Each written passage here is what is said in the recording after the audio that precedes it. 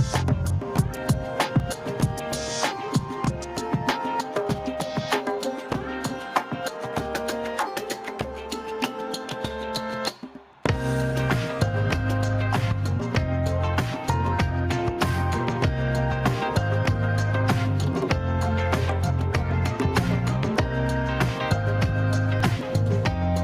hey, hey. Welcome, ladies and gentlemen, boys and girls, angels and demons and monsters and serpents. This is Brothers of the Serpent podcast, and we are coming to you live from the 10 by 10 by 10 tangent cube of science. Kyle's been spiffing this place up. We've got like multiple cameras going on. It's not there. We don't see the multiple cameras right now. There we go. There's one of the new cameras. So yeah, we're trying to like, you know, spruce the place up for better shows, better live, better video. Right before we leave. Yeah. For 7 weeks. Yeah, and no longer doing any video. I forgot how I got the chat in here. How did I do it before? Yeah, how did you have the chat in there? Let's see. There's 9. Video chat. Live stream chat. There it is. There we go. There's some people. Welcome, everyone. Yeah. Yeah. Howdy. So, number one, I am stoked to go back to Egypt with Ben. It's going to be awesome. And then we're like, we have what, 10 days in between? Yes. So we should be able to do some pretty extensive exploring on our own after the tour is over, because we have 10 days between what we're doing in Egypt and then we're going to Turkey. So that should be excellent. And I think we have some stuff lined up. It's going to be a lot of fun. I think we're going to go to Alexandria. Hopefully we can dive there. Oh man, that'd be so awesome. Like, dude. I really want to dive off the coast of Alexandria to look at the blocks of the lighthouse. You know, there's a whole bunch of that ancient city that's basically in the water now, and you can kind of look at the ruins underwater. So that should be fun. I'm so down for that. Yeah. Let's do that. Yeah, it's going to be great. So yeah, for tonight we have plenty of listener communications and maybe just some old school SnakeBros discussions. I did want to bring up, I wonder if we could show that picture of Saturn's rings. Oh yeah, let me. I could share. There's this beautiful photo that just got posted. I saw it last night on X, on Twitter, of a close up of Saturn's rings with one of its moons in, like, either in the ring or down below it, and the way it's affecting the ring, and it leaves these ripples on the ring surface. That's just amazing. And it kind of reminded me of, older episodes where Kyle and I discussed the elastic universe theory that yeah, look at this. Really amazing.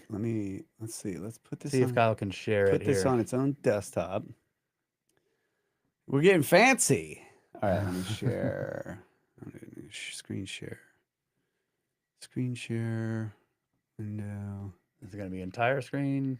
Uh-oh. Oh, you can't do it because it's separate desktops. I'll do a Chrome tab. I Okay. didn't. There you go. I'll do a Chrome tab. Okay. All right, he's figuring this out, folks. As we speak, on the fly, doing it live.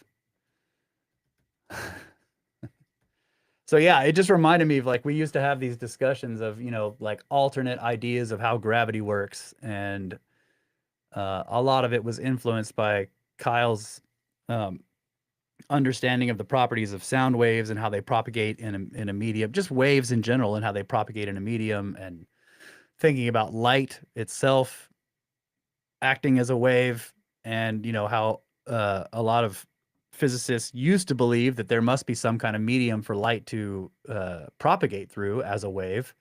The ether. And gravity also acts in waves, and therefore, so what's the medium of gravity? What does it propagate through? And when you see these images, you kind of get like a visual representation of this concept. Are you sharing this right now? I think so. Okay. Are you able to click on this stuff? It's in a different window. Okay. Yeah. Here we go. Yeah. Where was that one you sent me? It was so good. That can't be real. That's not it. I think it was a. Oh, here it is. Here it is. Yeah, that's it.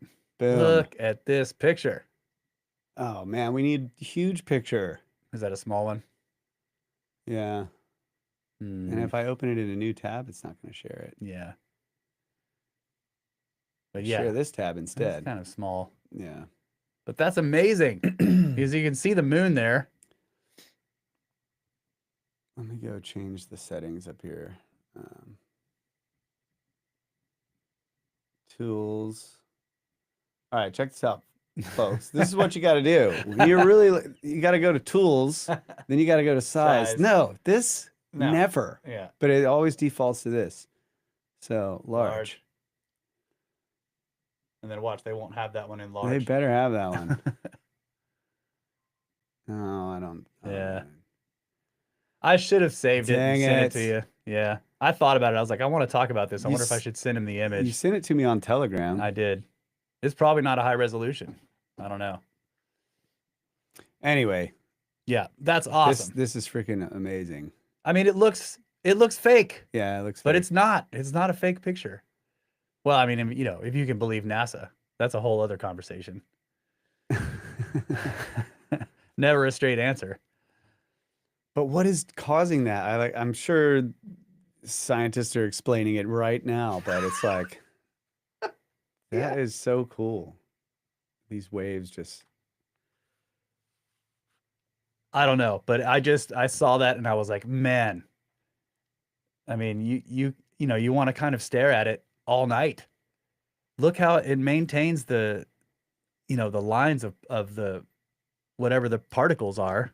the striation. Yeah, the striations, the strata on the strata in the ice particles. Yep. And it's got a regular period. It's you know, it's got a frequency about it. I wonder if it's the rotation of the moon. Oh, that would be cool. If it's rotating and it's so amazing. But why isn't it doing it to the other side? We should ask Grok why this does. Quote, scientists were baffled when they saw ripples in Saturn's rings. Is that a real quote, Jonathan? It might be. Sand dunes. Ah, see? Okay, that's a cool. Okay, Ronan says sand dunes. Yeah. It does kind of look like a regular pattern of sand dunes. But see how they fade out as it goes, you know, off into the distance. Yeah, so is that just they're settled? Are they settling out? I don't know. Does that mean the moon is moving this way towards us? I don't know. It is amazing. Someone once made fun of us for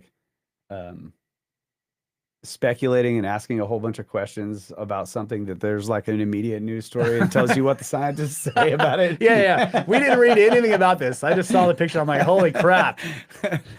This is how first you got to get it all out. And then you go read and you're like, oh. Yeah. Okay, so BS. Isaiah is bringing up, there's a book called The Ringmakers of Saturn. I read that book. It is excellent. I agree. Yeah, it's an older book, right? And he had all these photos, and these were, you know, older photos of either like probes with crappier cameras, or they were distant pictures from Earth telescopes showing objects seeming to move through the rings of Saturn and causing disturbances. Yeah, it kind of looks like a vinyl. That's exactly what I thought. When you sent me the photo the first time, I was like, this is an image of a vinyl or something. And then I clicked on it and I was like, oh, wow. No. That's space. Let's ask Grok 3. What causes the ripples? It looks like the chat thing is keeping the scrolling going this time. Yeah, it is. I don't know why it wasn't doing that before. Isn't it that button up at the top? You're probably right. That's probably it. Yeah. We're still learning this new system, folks. Riverside. And so far it seems to be a good tool. It's working well. So once we get accustomed to it, it's going to be excellent. But it does help us put out good quality videos. What does Grok say? The ripples in Saturn's rings when a moon passes are caused by the gravitational interaction between the moon and the ring particles. Saturn's rings are made up of countless tiny particles, mostly ice, with some rock and dust, each orbiting the planet independently. When a moon, especially one embedded within or near the rings like Daphne's or Pan, passes by, its gravity tugs on these particles, perturbing their orbits and creating wave-like patterns. Here's how it works. Gravitational pull. As the moon moves through or near a gap in the rings, its gravity pulls on nearby ring particles. Particles closer to the moon feel a stronger tug than those farther away, causing a disturbance in their otherwise smooth circular orbits. Orbital speed differences. The ring particles orbit Saturn at different speeds depending on their distance from the planet. Particles inside the moon's orbit move faster than the moon, while those outside move slower. When the moon passes, it accelerates the inner particles slightly outward and slows the outer particles inward, creating leading and trailing waves. Okay, let's check. Let's go back. So, looking at the original post, people were saying that particular picture that we're showing right there, the one that we were sharing earlier, is a render based on the actual photo. So if you look at the actual picture, which Kyle can probably find, you can see that it's farther away from a distance, but you see it's basically the same thing. What am I supposed to find? Go back to the Saturn's ring ripple photo there. That let's see, go down a bit. Down. It's one of those other ones where you're seeing it from a distance. This one? It's not that one. That's Wikipedia. Do I have to go back to the small images? Dang it. This is the original picture. Oh, okay. You see it? The moon is here. Yeah. So I wonder if you can find that. I don't know. But yeah, somebody in the comments just mentioned that it's a piece of art, which is correct. It's a render based on the image that they actually took. All right, we'll go back to see if you can find it. I don't see it. No, I don't see that one. Huh. Yeah, that's okay. Well, don't understand it. Yeah, the original image. Oh yeah, there you go. This one kind of has that's got a diagram in there. Yeah. So this is trying to explain what's happening. Let me share this. Okay. Oh crap! Which one is it? The ripples happen from Russ summoning Pan on the UFO soda. All right. Yeah. So okay, here's Daphne's. Is it Daphne's? Daphne's. Daphnis? Yeah, I don't know. Yeah. Don't ask me, man. I'm the king of mispronunciations. So what is it telling us here? Relative motion. The relative motion to the moon, because the outer ones are going slower and the inner ones are going faster than the moon. Okay. So it passes the moon and it gets pulled in as it's going past. Oh yeah. And then it gets a little further away and then gets pulled back towards. It's got a snap back. Yeah. But why does it come back this way? Anyways. And it's leaving a wake. These are going slower than the moon, so when they pass, they get sort of pulled in a little bit. Yeah. And pulled away. I wonder if this pulling, why do they go back? I don't know. I guess it's because it's trying to make it's curving around it, but then when it passes, it goes back. No. It's bouncing. It's like, think of a vibrating string. It's like the moon has plucked it, right? It got pulled towards, and now it's doing this vibration, right? That's why I imagine. Yeah. In my purely scientific mind. Genius. I don't know. It's really cool. Yeah. I'll have to think about that a lot more. Yeah. When I have nothing else to do. With all your free time, mm-hmm. You can contemplate. I will sit and think about that. The moons of Uranus. Hold up. Okay. Shall we you want to tackle some emails? Should we start with some comms, dude? We got tons. So I have a new system. Oh, we've got. Let's hear about this new system. Okay, it's not that big of a deal. We just got so far behind that I've decided we're going to start from now and work our way backwards. Okay, that's better. Yeah. Yeah.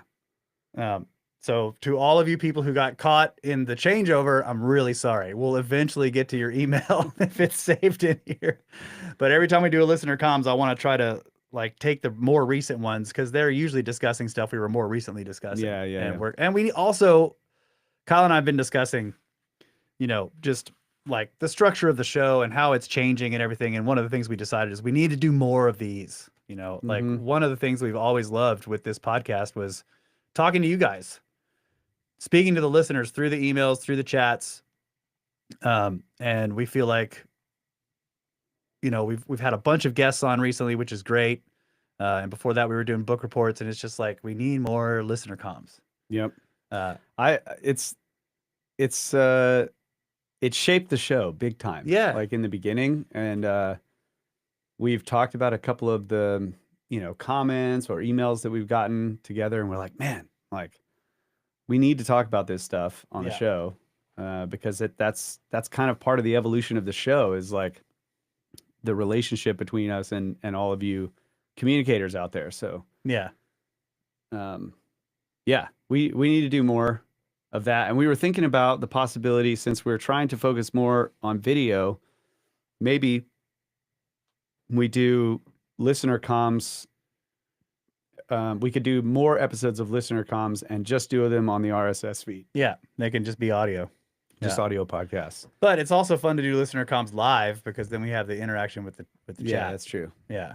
So we can do both kinds. And they want book reports. Yeah. Not enough of those anymore. Not enough book reports, not enough listener comms, not enough live episodes, not enough videos. I know. Okay. So this one came in yesterday from Robert. It's called Hey Boys. Howdy. He says, "Hey brothers, this is just a totally random email after smoking a doobie and eating some wild haddock with a nice sea hag while the old lady is out with her friends. You guys are a wonderful part of a great community from Randall to AM Wake Up. I have an idea that seems to bring it all together. We probably agree that the planet goes through cyclical cataclysms, even some as bad as the Adam and Eve story, which is just Hapgood's crustal displacement. If we can agree on that, let's go to the overwhelming possibility that groups of people have lived through these events and documented them in architecture and spoken and hidden traditions. I think there are groups that are aware of the cyclical nature and approximate time of these events. They pass this knowledge down through the generations. If you know that something so significant could occur in your or your kid's lifetime and had the means, you might do anything possible to ensure their survival. I think everything else makes sense in that context. Anyway, sorry for the impaired email and that I still use Gmail. Much love from Rob." Love you, Rob. Thank you. I agree. I think that this idea of groups being formed, maybe in sometime in deep time, like a long time ago, that were formed to say, okay, this destruction that just happened to us, or maybe it was one that was really close. I've been following the Boneyard guy, John Reeves. John Reeves, yeah. He almost every day he posts something interesting, either on Instagram or on X, and a lot of his bones get dated to like 23,000 years ago, 20 to 30. And I mean, it's a cataclysmic event. There's burn, char, all these animals seem to have been washed up into the same place at the same time and just jammed in there in the mud and frozen. Yeah. And this is something that, with all the stuff we've gone through with Randall and all the studying on the Younger Dryas, it seems clear that this also happened at that period. So what was that? Was that regional? Something just in that area, maybe? Yeah. Like that had to be pretty significant, though. And clearly the event that filled his area with the bones did not cause them to go extinct, because they were around until later, right? To go extinct at the Younger Dryas period. Mm-hmm.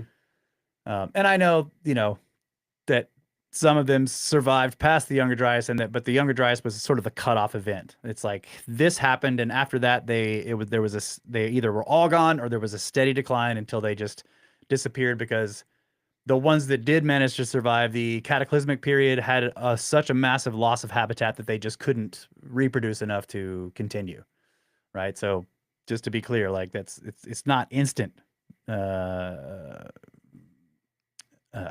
what's the word? I just lost extinction. I should know that word. I just lost it.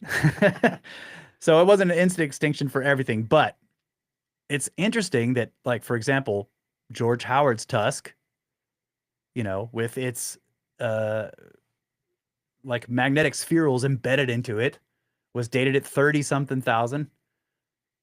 Yep. And the boneyard stuff is 23, 26, the date ranges. So I know. And another thing, Randall mentioned multiple times, he's like, what if there's issues with this kind of dating, with this kind of cataclysmic event, with something that energetic? Can it actually cause problems in the radiometric dating? Throw off the dating methods. Yeah. Yeah. Now that, I'm not a physicist, but that seems like I can understand that with. Well, it's almost like the old wood problem, right? Yeah. It's, something like that where the specific decay or whatever that you're looking at is affected by such a high energy event that it's altered in some way. Similar, like the old wood is like, it's not the same, but it's a kind of an analogy, I guess. Like you get this mortar, and you're dating the mortar, and you get this wood out of the mortar, and you're like, oh, here's the date, but the wood is actually way older than the mortar itself, because that wood was it was a chunk of wood that was extremely old that got packed into the mortar. Yeah, especially if the mortar is being made from like stuff from a bog or something, or like mud brick. Yeah, right. There's like a piece of wood in mud brick, but the wood came from the mud that you're digging out of the river, and it was already preserved in there years old. Yeah. So it's possible that some of the proxies, the things that are being looked at, I know that decay rates are pretty solid, but yeah, that's the thing I was going to say. Like, energetic disturbances can disrupt luminescence style dating, right? Because they are based on how many electrons get trapped in the crystals, and if you just flick that crystal, a bunch of electrons get out. They're not held in very strongly. This is why you can't let them get hit by sunlight, because it resets it to zero. You can't drop them. You don't want an explosion nearby, anything like that causes any kind of energetic event in the crystals. But like, can some kind of massive bombardment or impact event actually, is it possible that it can increase the radioactive decay for a period? I don't know. I don't see how it can affect. Remember Sitchin was talking about like a cyclical cataclysm every 3,600 years. Yeah. Like, of course, it's not going to be on the dot, right? But maybe there's this sort of like, maybe something like that. Somebody, Ban. Yeah. I saw that comment. Ban says the boneyard research indicates bombardment every 2,800 to 3,000 years. Yeah. I had to throw that back to Sitchin though, because he was the one saying that. I'm pretty sure it was him. Yeah. Or maybe it was with the return of Nibiru. I think it was Sitchin. Yeah. You can see it if you block out the sun with your thumb. I love those comments. Second sun. Yeah, that camera is still freezing. That's weird. Oh man, we're gonna have to trash the old phone camera. Yeah, I guess so. Dang. It's finally dying. I don't know why. You know what? It kept stopping too earlier. I don't know why, but it would just go blank in OBS. Anyways, we'll figure it out, folks. Yeah, we'll figure the camera stuff out. We'll have to buy more of these Osmos. These are the Osmo cameras. They're great. Yeah. So that all of that comes back around to the question that was being asked, or the idea that was being stated about people, that maybe these groups are formed. So you have some kind of cataclysmic event and you lose everything, but some people survive and they try to preserve the knowledge of the previous destruction event for future generations to say, hey, this happens sometimes. The sky freaking comes down. Yeah. You know, like the whole earth moves, like they have all this imagery, swords in the sky, like the broom stars, you know, are portents of doom. Yeah. Uh, and the, you know, the sky splits, the heavens open, all of these different ways that they say it. And that this destruction rains down, the gods are angry, whatever, and everything changes. All the landscape changes. You like valleys become mountains and mountains become valleys. You know, a lot of this I mean, it's straight up biblical, right? It's like you can find it in the Bible, and you can find it also in a lot of myths elsewhere around the world. That it seems to be trying to tell people about this. But then there also may be groups who are like, what if is it possible that people start up groups whose job it is to try to survive the next one? Yeah. And they know that they have to last thousands of years. So you would have this, you would have this secretive group and the knowledge is passed down from old member to young member, like, this is our purpose. You know, welcome to the group, whatever. Welcome to the brotherhood. You know, and our purpose is to try to survive the next cataclysm and then re-inject civilization into the survivors, the ones who survive it accidentally. So on that line of thinking, you know, this is obviously hypothetical, but let's say that this has been a methodology for hundreds of thousands of years. And the last big one, like this almost like massive extinction event that Homo sapiens would have experienced, which was the end of the Younger Dryas. Of course, they would have experienced, you know, hundreds or thousands of regional disasters, of even pretty global disasters, but just not on the scale of extinction level, megafauna extinction level event like the Younger Dryas. And so perhaps that tradition is being carried on for so long, and then the Younger Dryas happens, and the survivors of it that are still part of that original cult or whatever you would call it, this tradition, are like, oh my God, we have to like do something insane. Like we have to do more. Yeah. So that's what spurs like this massive building effort. Oh yeah. Where you could say like maybe the Taj Temple Air, and then a big, like, you know, it goes dark for a while and then it starts up again, and you end up with like pyramids and all this kind of stuff.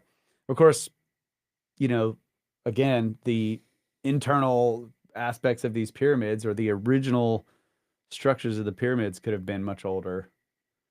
Yeah. So maybe, I'm just saying, I guess my main point is the Younger Dryas could have spurred this group to really put like no, we have to do something on a way bigger level. Yeah. Than we've ever done in the past. Yeah. That was the other one I was thinking of is, you know, maybe the Younger Dryas was actually really bad. Like they had experienced ones before that were bad, but they weren't like that. Yeah. You know, like whatever happened with that particular, because it, you know, if it's a timing issue, it happens right at the, you know, there's this massive ice sheet and everything's sort of retreating, and like the whole climate of the planet's changing, but it's a slow change, not as slow as the old gradualists thought, right? Mm-hmm. It was still pretty fast, but still thousands and thousands of years are passing from the like late glacial maximum at 25,000 years ago. And they're having little cataclysms. Maybe there's some impacts. Maybe there's, you know, we're in the tail of a comet and we keep going through it. And every few thousand years we get a bombardment, but it's not too bad. And then we get a really bad bombardment and it melts all this ice and runs, you know, the water runs across, fills up the oceans, and lots of things die. And like you said, and then it freaks them out. They're like, we have to do more. Like you know, they come out after the end of that one and they look around, they're like, wow, nothing is left. Yeah, nothing that we did. We need to build giant triangles. Yeah. Because nothing survived. God. Sorry to laugh at that, but that's, that response. Like, we got to build giant triangles. Yeah. Oh, man. And that just makes me think of, you know, remember, I don't know if I can even explain this properly, but I have all these disparate images in my head, driving through the desert in Egypt on the way to Abu Simbel. And it's just an ocean of sand. But sticking out of that ocean of sand in random places is black stone peaks. Sometimes they're kind of small, but other times they're pretty big. There's huge black stone peaks sticking out of this ocean of yellow sand. So that there's a mountain range down there buried in sand, you know. So that image makes me think of you can look at that as a wasteland. I mean, it is absolutely a wasteland. There's nothing out there. Nothing grows, nothing lives out there. It's just moving dunes and black rock, you know. And so if you imagine most of the or large portions of the earth looking like that kind of wasteland, just hundreds of square miles of mud and rock sticking out of it. There's no trees left. Water rolled over everything, or wind destroyed them. You know, it's just black rock and mud or sand. There's nothing growing anymore, and it's just like this wasteland, like we saw the evidence of at what's the site we went to it in Murray Springs. Murray Springs, yeah. And you're looking at this layer of black material, you know, just like this wasteland stuff. Are you suggesting that the only thing that's going to survive a cataclysm is black rock? Yeah. Dang it. That's the group. Crap. All right, we're screwed. Sorry. But I'm just saying, like, you if you're those people, and this is, I'm kind of going back on my joke about we need to build giant triangles. One of the ancient names for the Great Pyramid is the Mountain of the West, right? Yes. So you have to build a mountain. You need the only thing that survives. You need one of those peaks sticking out of the sand to be like engineered. That's right. That's going to get the attention of future. That's people. right. That's what I'm saying. Yeah. Man. You look at a wasteland of it. It's the other one is dang it, that's another name I can't. Steptoe Butte. Oh yeah. There's just this wasteland of Lus. Waves and waves and waves. Now, not a wasteland now because we're farming it. Yeah.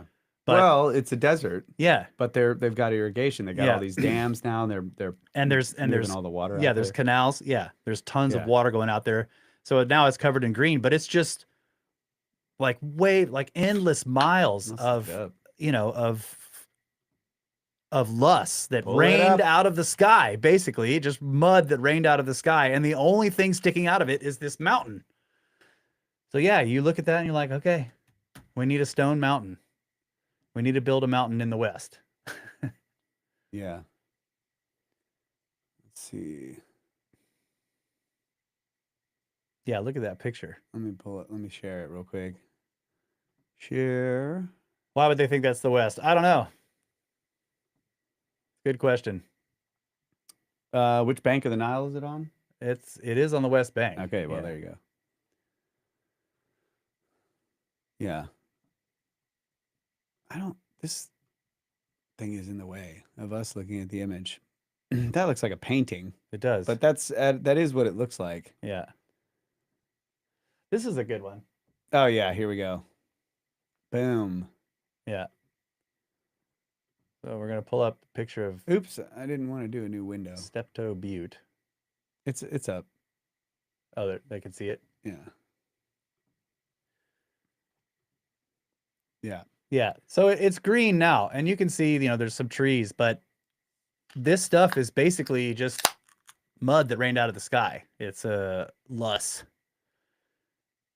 So you can imagine looking at it soon after the Younger Dryas, and it's just massive wasteland of nothing. Whatever was here before this stuff was here is buried. It's gone. And the only thing that remains is that mountain sticking out back there. Yeah, and the Lus has like a weird, it has like a vertical stratigraphy. Yeah, some kind of vertical structure. Yeah, it's a little bit controversial, I think, how it was laid down, but they think it kind of like rained down. Yeah. Which is Randall has talked about how one of the ideas is it's basically like mud rain. Yeah. So the sky was full of debris, and then there's this torrential downpour, and so you get this vertical stratigraphy of fine silts, and then the floodwaters that came through here shaped it into this, somewhat random ripple pattern. Yeah. But these hills, like each one of these little hills, they're massive. Yeah. When you're driving through here, it's just like you're going up and up and up and up and Yeah. up and up and up. It's crazy. And then this thing, you have to circle it like 4 or 5 times. I can't remember how many to get to the top. And I guess this is a basalt outcrop. I can't remember.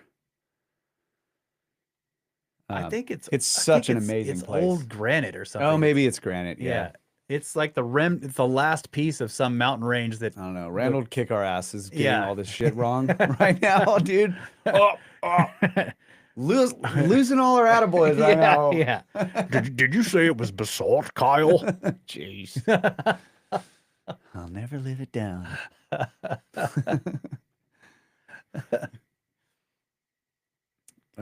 Yeah, that's a fascinating place. And I was, speaking of the urgency to build something great or make something amazing after a cataclysm, I always imagine when we're on Steptoe Butte, somebody must have taken refuge up there. I mean, I guess maybe not, but I imagined like there's like a small group of people that took refuge. They died though. There's no water. Bitch, what? Don't ruin my vision. I'm sorry.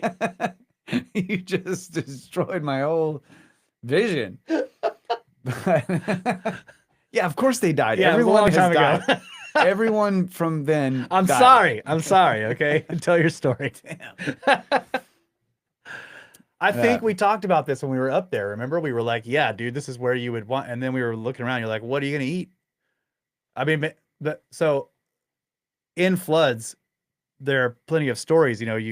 Everybody's running to the hill, and all the animals are going there too. So for a while, you're gonna have food, but yeah, everything starts dying because there's nothing for the animals to eat. Well, how long did it take for the floodwaters to recede? It was like a week or a couple weeks or something? I mean, it might have rained for forever. I don't know. We're red.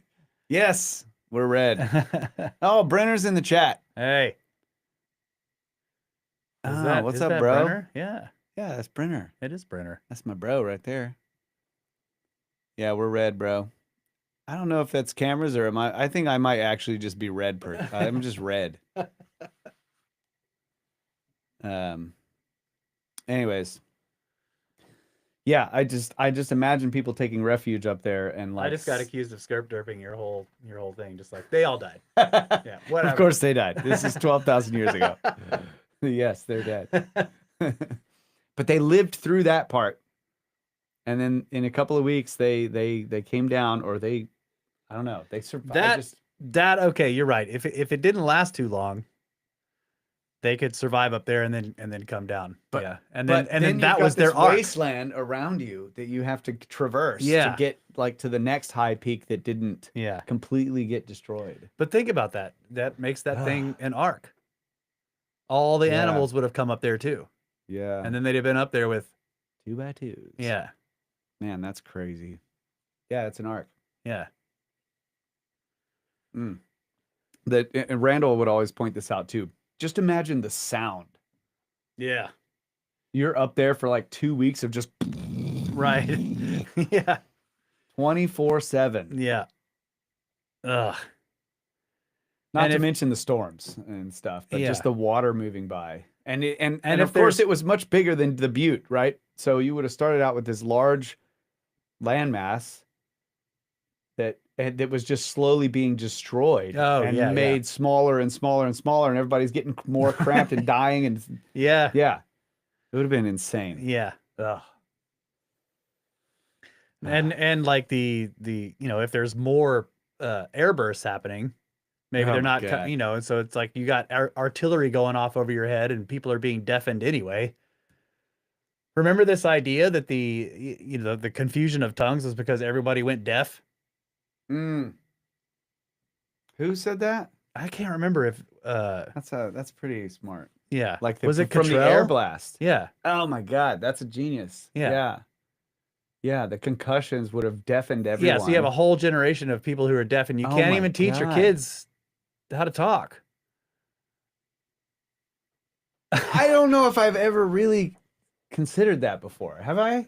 I'll have Yeah, to- this blew our minds the last time we talked Damn about it. it. Where's the button? Dang it. Yeah, I That's mean, amazing. It would have, it could have caused like the whole loss of language. I mean, who knows? Wow. Yeah. So, oh man. And we know like that, the what's the name of the site? So you've always asked, I'm sorry to interrupt, but you've always asked this question about like, why does language diverge as Yeah. opposed to converge? Yeah. And like, maybe it's a little bit different now because of the internet, Yep. but it seems to diverge Yeah. somehow. Like people get separated, their languages change, Yeah. but you could have like an incredibly rapid divergence of language if you have a whole bunch of deaf people Yep. and they're all isolated, and then their children can't speak properly because their parents can't. Yeah. The language just becomes unrecognizable. Yeah. The children can speak clearly, but they can't. They're mimicking their parents who are Right. deaf, Yeah. and the parents can't tell that their words are getting morphed and messed up and That's whatever. right. I seem to remember there was something with I can't remember exactly the details, but there was a mother who was deaf but could speak, or she was very hard of hearing, and she had like a couple of daughters or whatever, and they were very isolated. Talking about a movie? I don't know if it was a movie. I think it was a real Was story. there a lake? I don't know. Probably. I know this movie. Probably was a lake. But anyway, the girls required like speech therapy to learn how to talk properly. Yeah. They weren't deaf, but they spoke like a deaf person. Mm. Yeah. Yeah, exactly. They learn to speak from their parents, and then their whole language, like especially if you're an isolated group. Yeah, that's and all the adults are deaf, or Yeah. everyone alive is deaf, and then their children are not. Yeah. And but they still have a language, and they're like speaking to their children, but it's kind of they can't even hear themselves, so it's all messed up. And think of how hard it would be to survive just being. I mean, how much of your hearing do you rely on to hunt? my God. And Yeah, it's not a pleasant thought. no, Being deaf and like with no technology in the dark. And I'm sure some people got Jeez. blinded. I mean, if you're looking at it, it's like looking at a nuclear blast when some of those. It's the same amount of energy. It's going to put out gamma rays. Hmm. It's going to be so bright it could blind you, or it may permanently damage your vision. It could blind you for like days. And if you're blinded right at that wrong time, even if your vision would come back, if you have 2 days of blindness while there's like massive waves of ice and water coming at you and you're deaf and you can't hear it, Man, that's incredible. Well, I think all of this is kind of like more evidence that the people who experienced it would have been just like, we got to do something amazing. Yeah. We have to do something more. Yes. Yeah. Okay, now the chat is not scrolling. That's what Is it not? Yeah. What? Oh, missed a bunch of chats. Yeah. Yep. Sorry guys, we're still figuring this You know what, system out. Riverside? How dare you? Oh, this is Oh, that's downloading. downloading. No, that's not what we want. Yeah. I pulled it. I think last time I just pulled it up on YouTube. You did, yeah. And So- pulled it out into a new window. Yeah, I'll just do that. All right. Well, while he's doing that, let me. Yeah, go to the next email. We've tackled one email. in 30 Diarrhea of the minutes. mouth over here. We just But that's why the emails are great. Okay. This one is from John. And he says, Johnny, he says, this is called Vases. Hey guys, I was listening to the latest Vase podcast, and something occurred to me that about if they made a lathe or something to make the vases, Instead of thinking of how they made them with a lathe, why don't we think about what they do have? They have granite, they have copper, and they have the ancient sound frequencies that nobody can seem to figure out, even though we have many that still persist today. You can melt copper, you can grind granite. You could melt the copper into an axle or a bearing race, grease the bushing. You can use vibration and copper tubes to make holes and the sound frequencies of a few people or your voice or some object. I really think you will have to just get out there and do these things. Get a coppersmith and a mason together to build a machine to grind out a bushing. I truly think this is the lost Stone Age.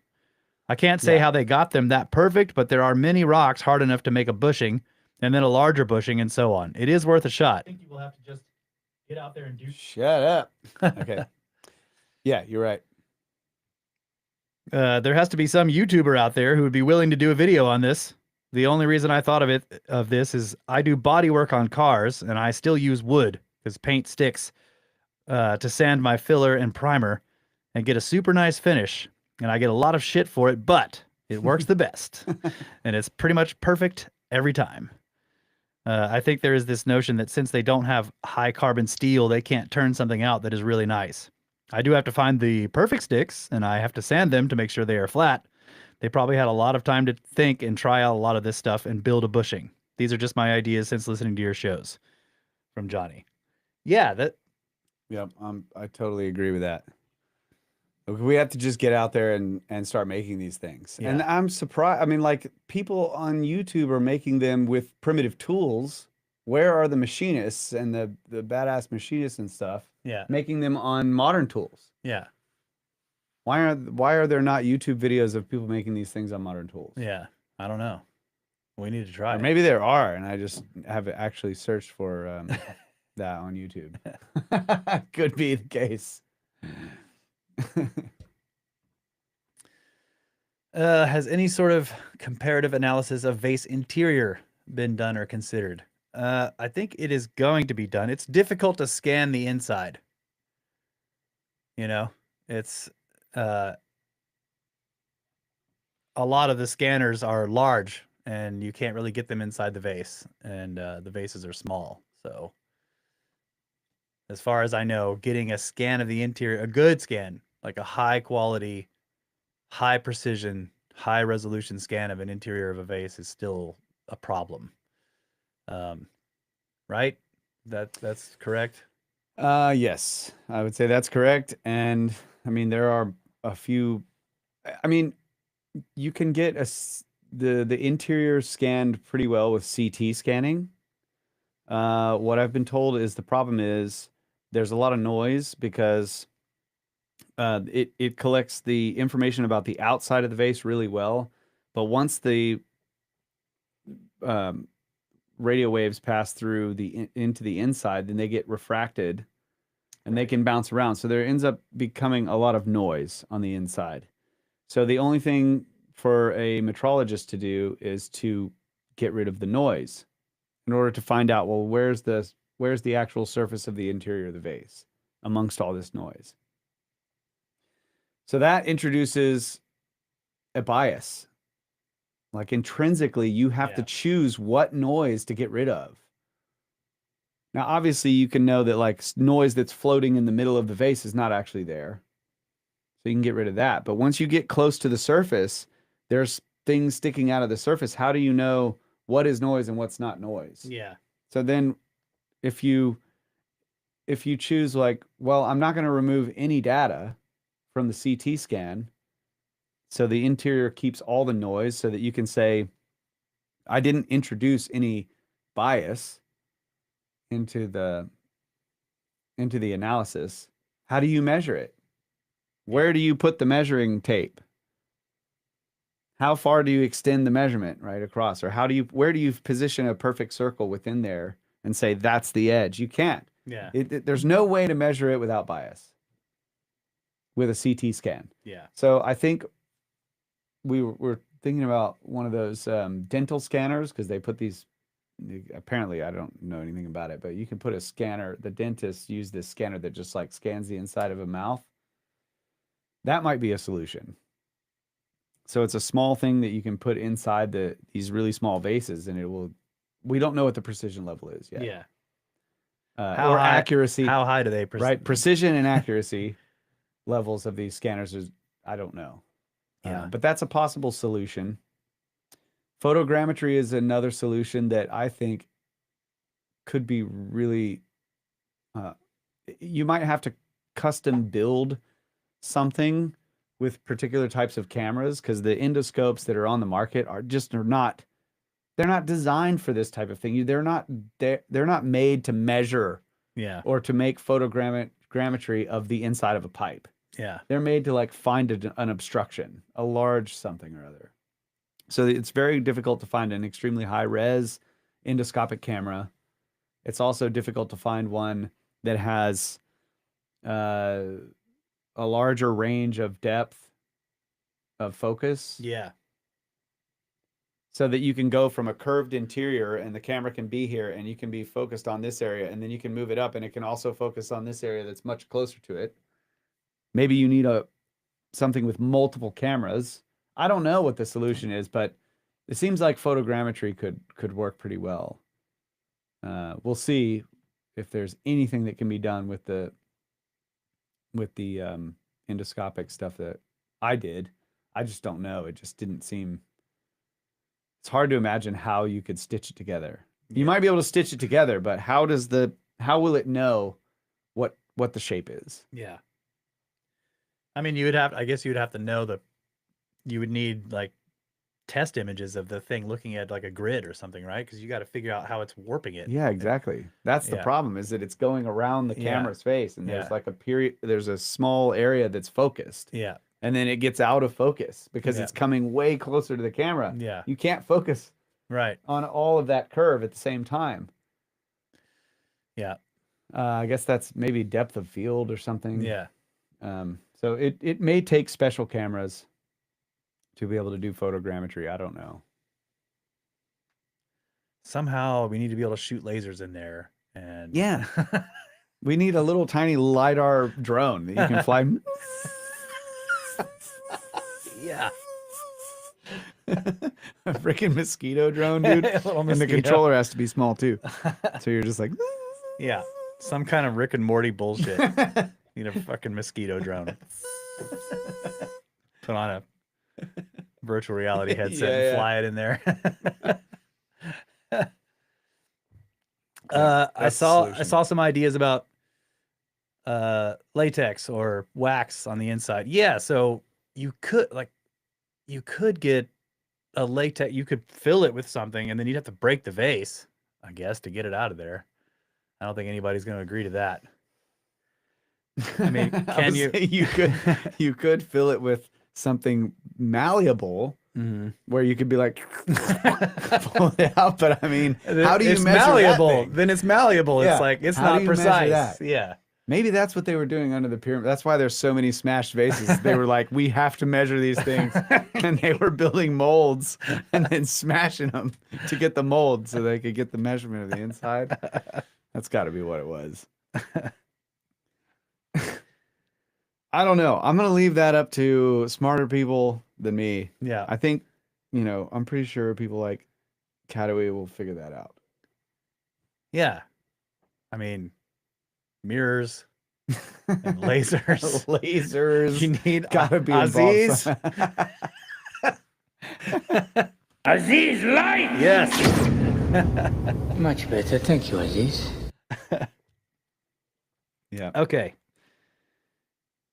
But I did going back to the email from Johnny, his point where he is being made fun of, like he works in, he's repainting a car, and he says to get that perfect glossy finish, he uses like a stick that he's sort of whittled down himself, to make the end flat. And he's like, I use this as one of my final tools, and everybody makes fun of me for it. Oh, we got all this, these metal or whatever, these precision tools. And he's like, no, man, my stick is the best. That's cool. Yeah. Yeah, Okay. Sometimes the tools can be simple. Yeah. Yeah, I mean, for sure. I definitely, having not done it, having not worked on a lathe a whole lot, or worked with stone in that manner, like I just don't know. Like I agree with the premise of like, you just got to do it. Yeah. And then you'll discover the things like the whittled stick works better, you know? Right. I mean, that is kind of what Chris King is saying, right? He's trying to say they can make a primitive bearing. Yeah. It needs to be done. It needs to be demonstrated. Like for people like us to understand it who are not. And my pushback with him is a primitive bearing like a spindle of wood in, a socket where you've got some like lambskin leather in some camel grease. Lambskin. No, it's gonna be Peruvian gap fat. Okay, right? it's lambskin. Okay, so it's alpaca skin in Peruvian gap fat in some hardwood, and you got that thing spinning. Is it going to be able to hold a big granite ball without wobbling? It's gonna destroy itself. Yeah, Like it's gonna just waller out the bearing and be. That's what I'm saying. He was saying it can spin and be a precise bearing, but as soon as you put an uneven load on it, it's gonna fail. Yeah, that's my point. Maybe you can do that with one of the little ones. Yeah. But maybe. I don't understand how you can do that with a big. And he also was like, they don't have to spin very fast, right? So maybe it's true. just right. Yeah. So it's not like our modern lathes are going whatever 700 RPM or something. I don't know.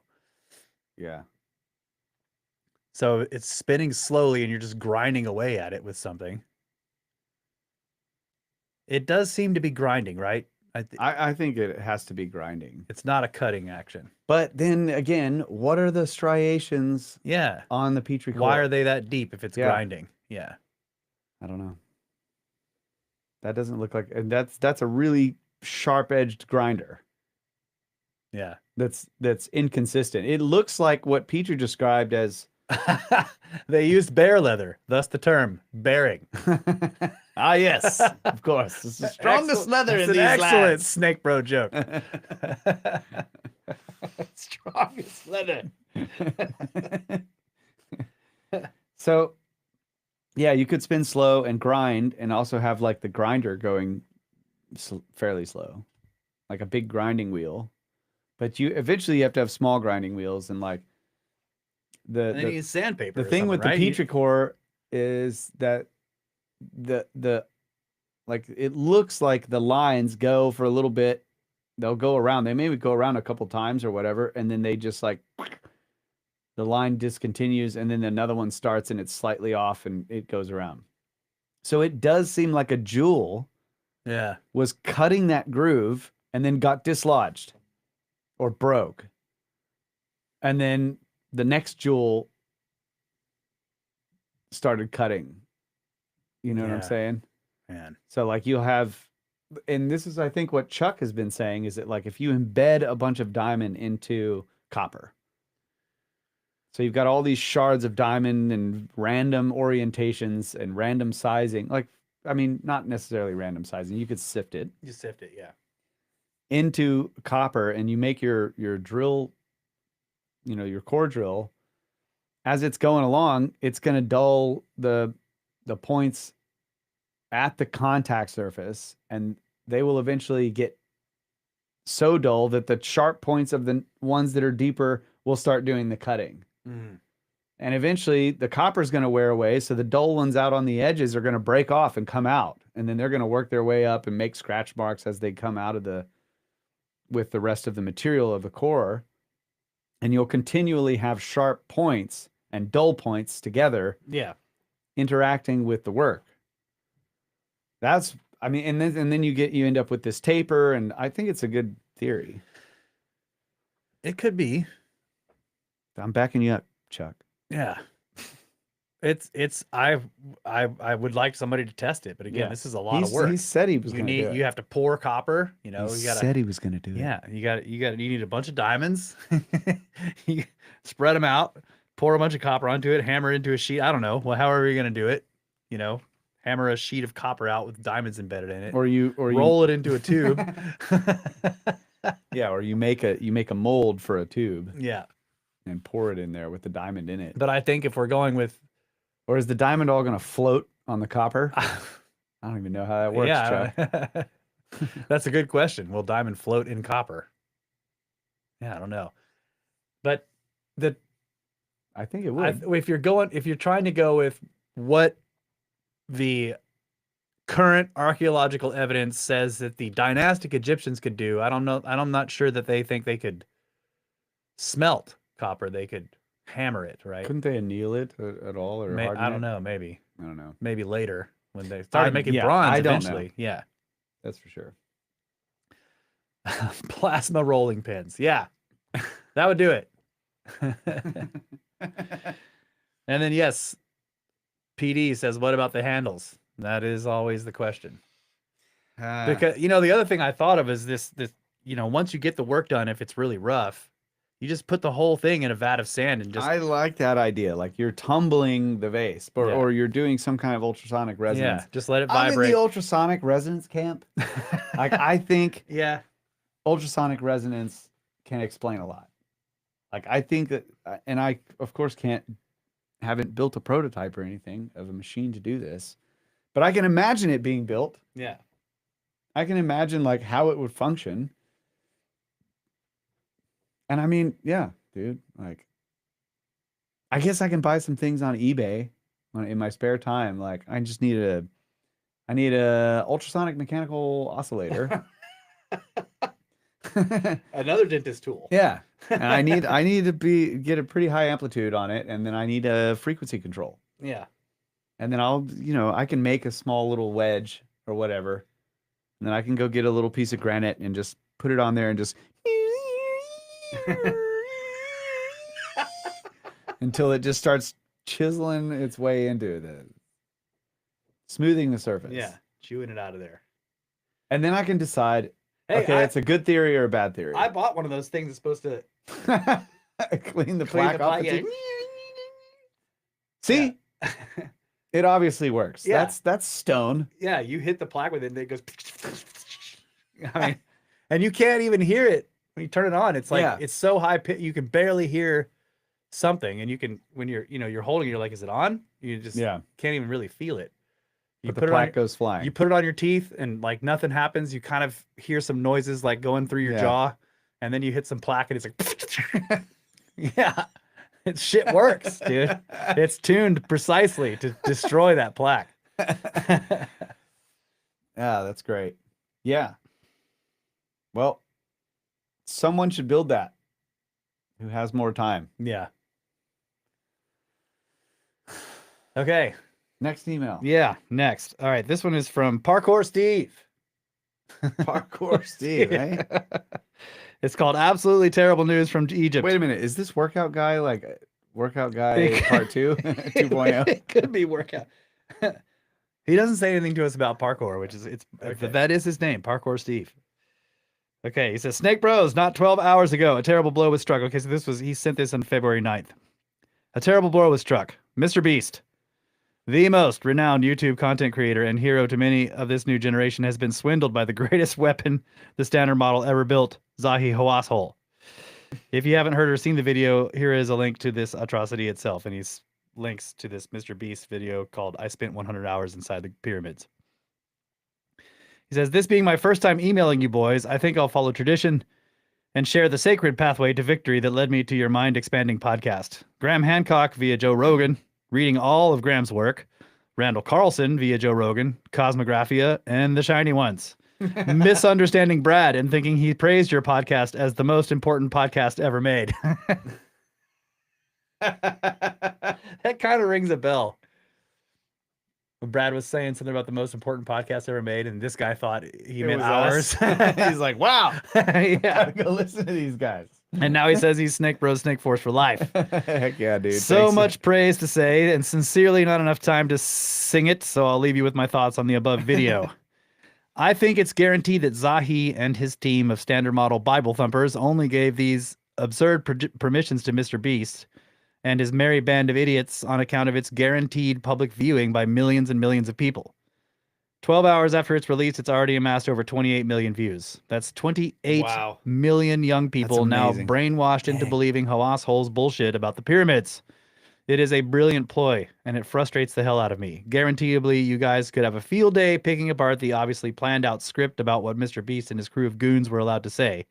It's absurd. But silver lining is that the video fucking sucks. It's objectively a bad video to anyone who is actually hoping to see pyramids and not a bunch of rich losers squandering their unbelievable opportunity to see the inside of some of the most coveted ancient artifacts and structures. So, my hope, at least, is that those fellow Snake Bros out there, those who've yet to shed their skins and who might be new to the whole mystery of the pyramids, will see this colossal kookery and start asking questions, real ones, which will hopefully lead them to Grant Hancock and the historically legendary battles with Zahi, which will then lead them to Randall Carlson and then the shiny ones. The shiny ones. Anywho, stupidity knows no bounds. I love you guys. Eternal gratitude for all that you do. I am on episode 152, and I've been listening chronologically for about 2 years now. I will catch up someday, I swear. But if I see a new video drop where you hit this topic, well, I'll skip right to the front of the line, boys. Slithering ever onward, Parkour Steve, the fastest flipping snake from Canada.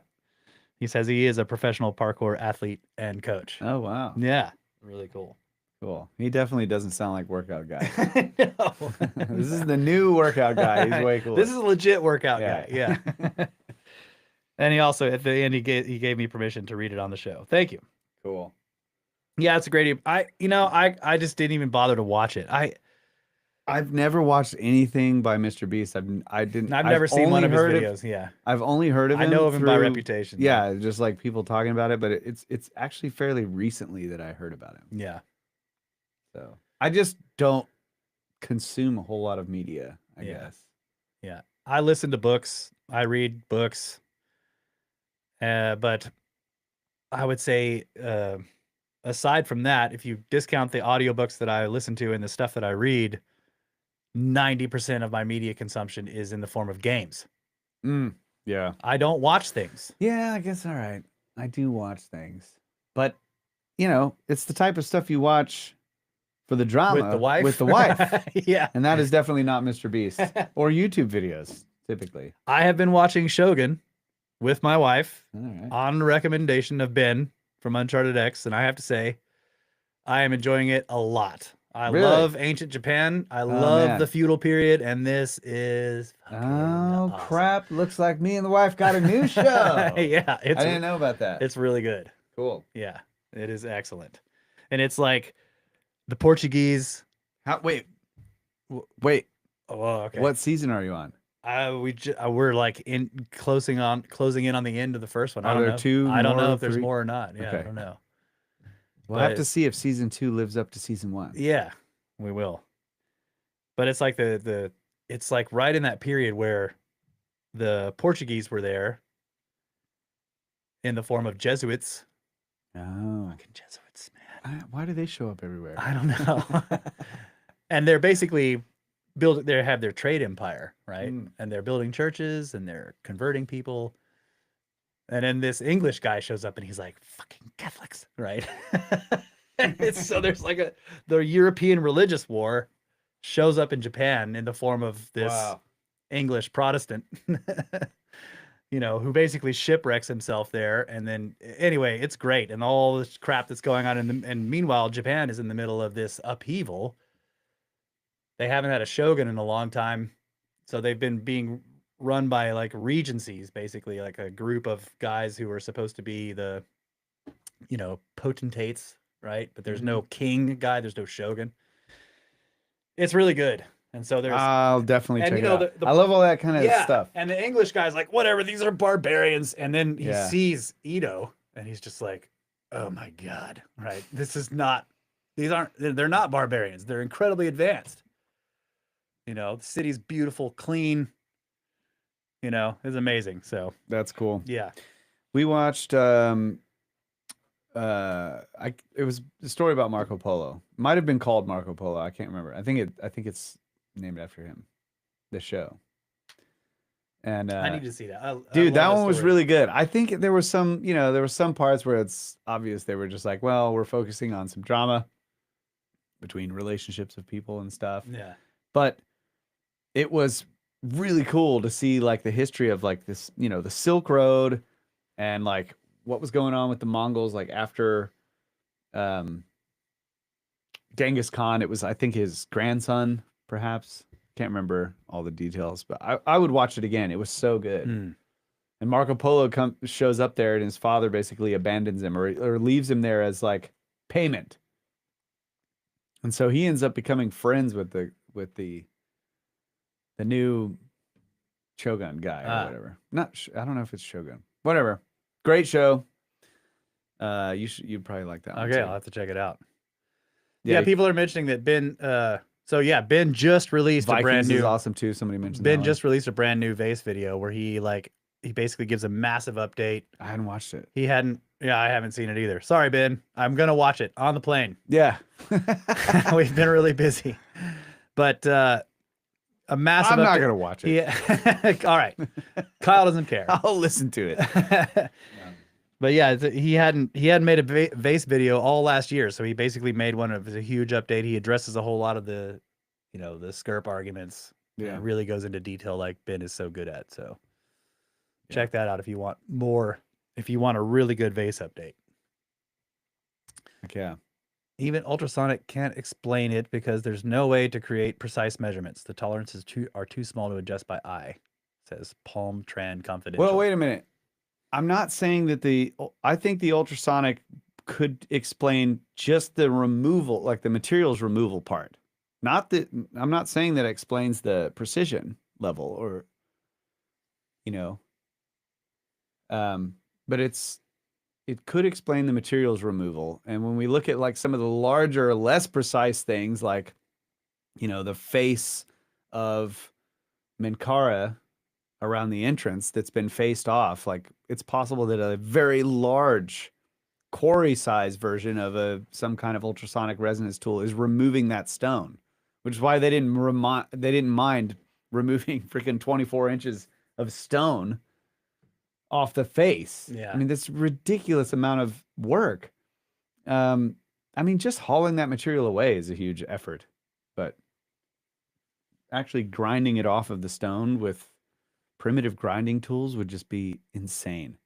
And there's no chisel marks. When you go to the quarry, there's no chisel marks in the quarry. Yeah. Not from the, like around the unfinished obelisk or the other object that I think is actually a seated statue. There's multiple areas in the side. quarry where you can tell that this is old work. And there's no sign of any chiseling. In other areas there is some scratch marks, and that's from new because this quarry was in use later up to the Romans. Yeah, these marks that we're talking Greeks. about in the quarry, also we found some inside the boxes in the Serapeum. They're also on the wall in the Osirian.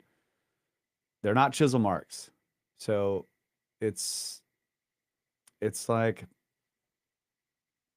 I think the ultrasonic hypothesis can account for the removal aspect of that.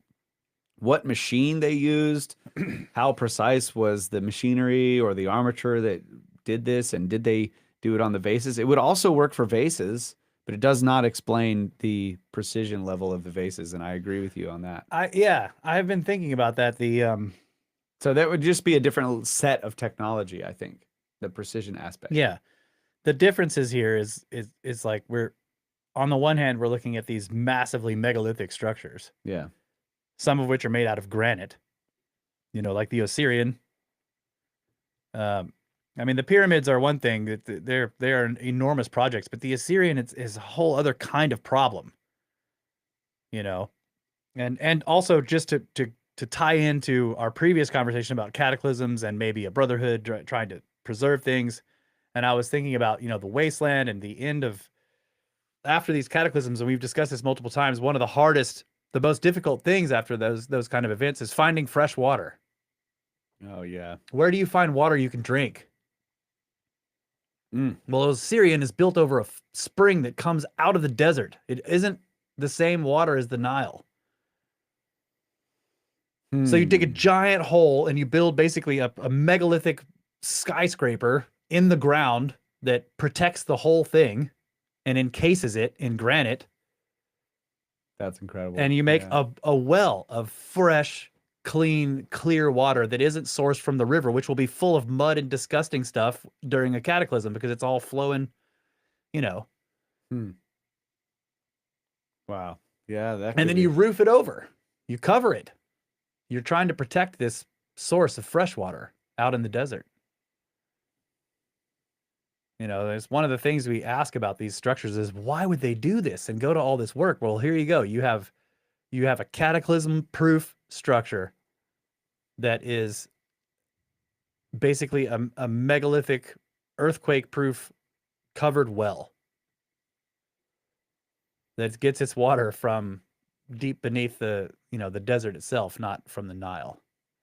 It comes from a deep aquifer out there.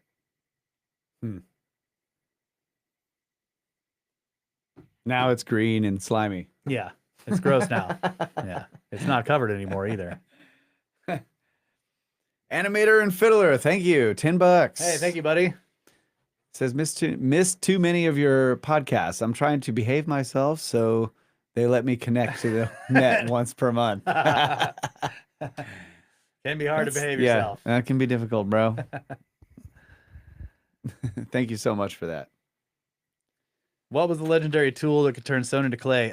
Maybe the shamir. You mean the shamir, the tool that could cut stone like it was butter? Yeah. Okay. The shamir. The shamir. Hey, let's have a beer from the old stranger. All right. What do you want? I got. Let's see. So this one is the Sassy Pony Juicy Pale Ale. Okay, I'll take. I think you're gonna like I'll that. take a pale ale. This is also a pale ale, I believe. Fort George Mirrored Realities. This is an India pale ale. You can try each one and pick the one you like best. All right, I'll try this. Let's try it out. Thank you, Guild Stranger. Yeah, thank you, buddy. Delicious. Oh, yeah. I like this can too. That is nice. Mirrored Realities. Wonder if I can show mine. Whoop. Check. Hey, switch to me. Thank you. Thank you, automatic AI producer. This is not AI. Dude, I have to brag. Hey, it's a robot. Right? No. It's not. Okay, No, it's these not a are robot. real people. I have to brag on OBS for a minute. Okay. The creators of OBS are amazing. And I've used a lot of high-end production programs.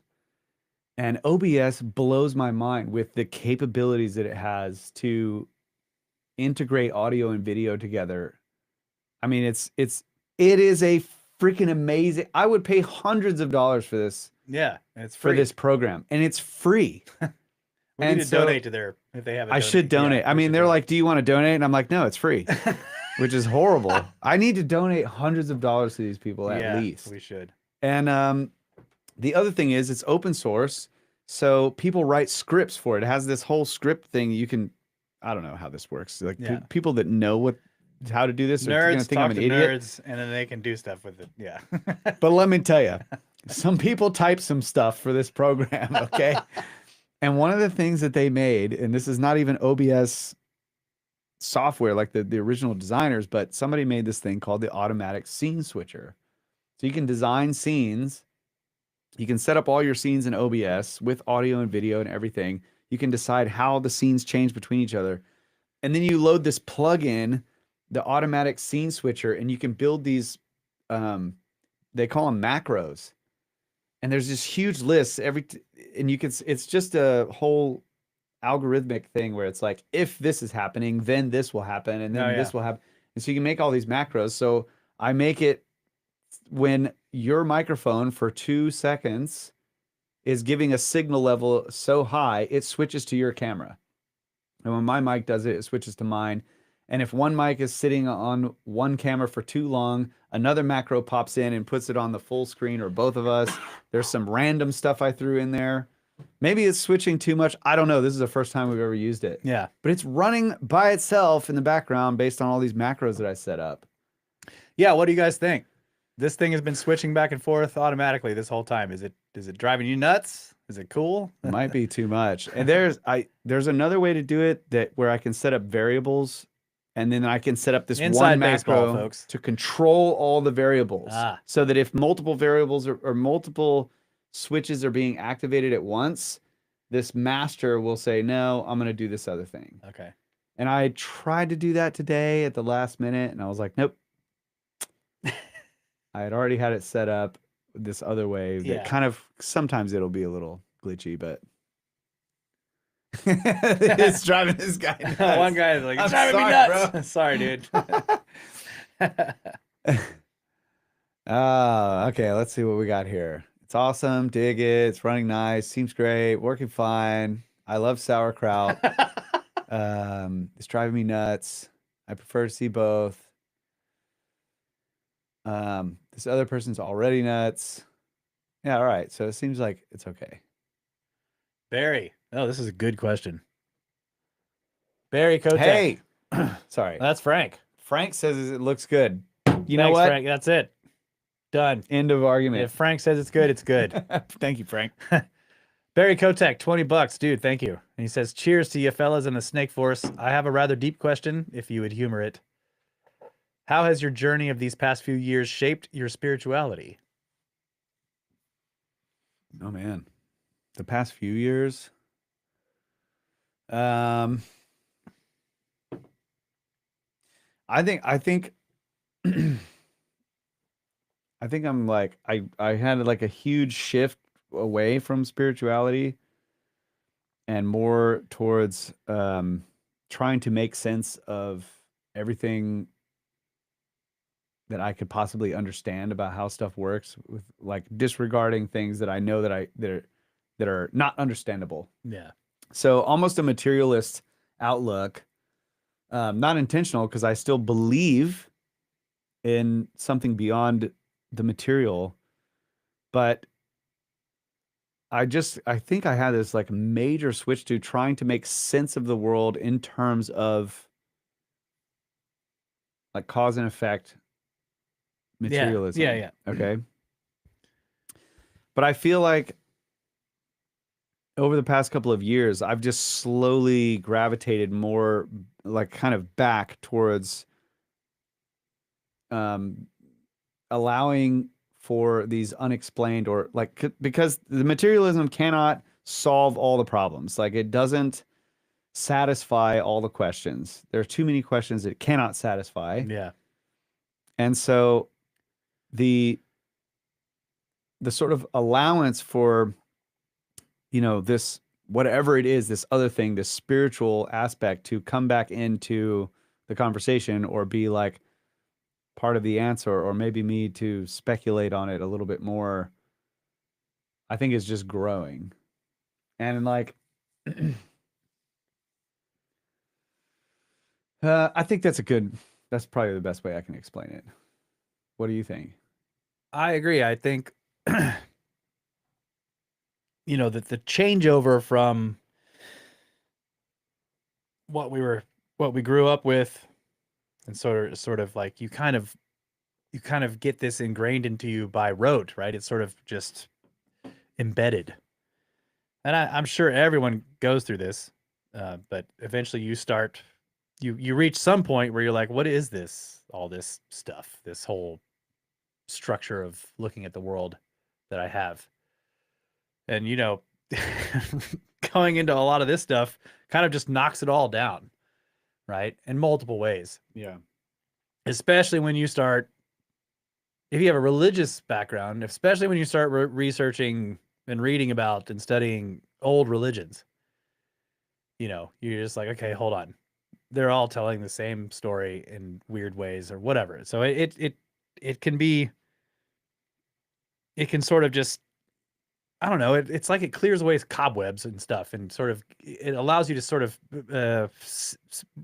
take a second look, or maybe a more outside look. You can turn around and look at your beliefs and say, well, you know, let's rethink this. And that happened to me. I mean, just it. And then you go through the whole, it's all aliens, right?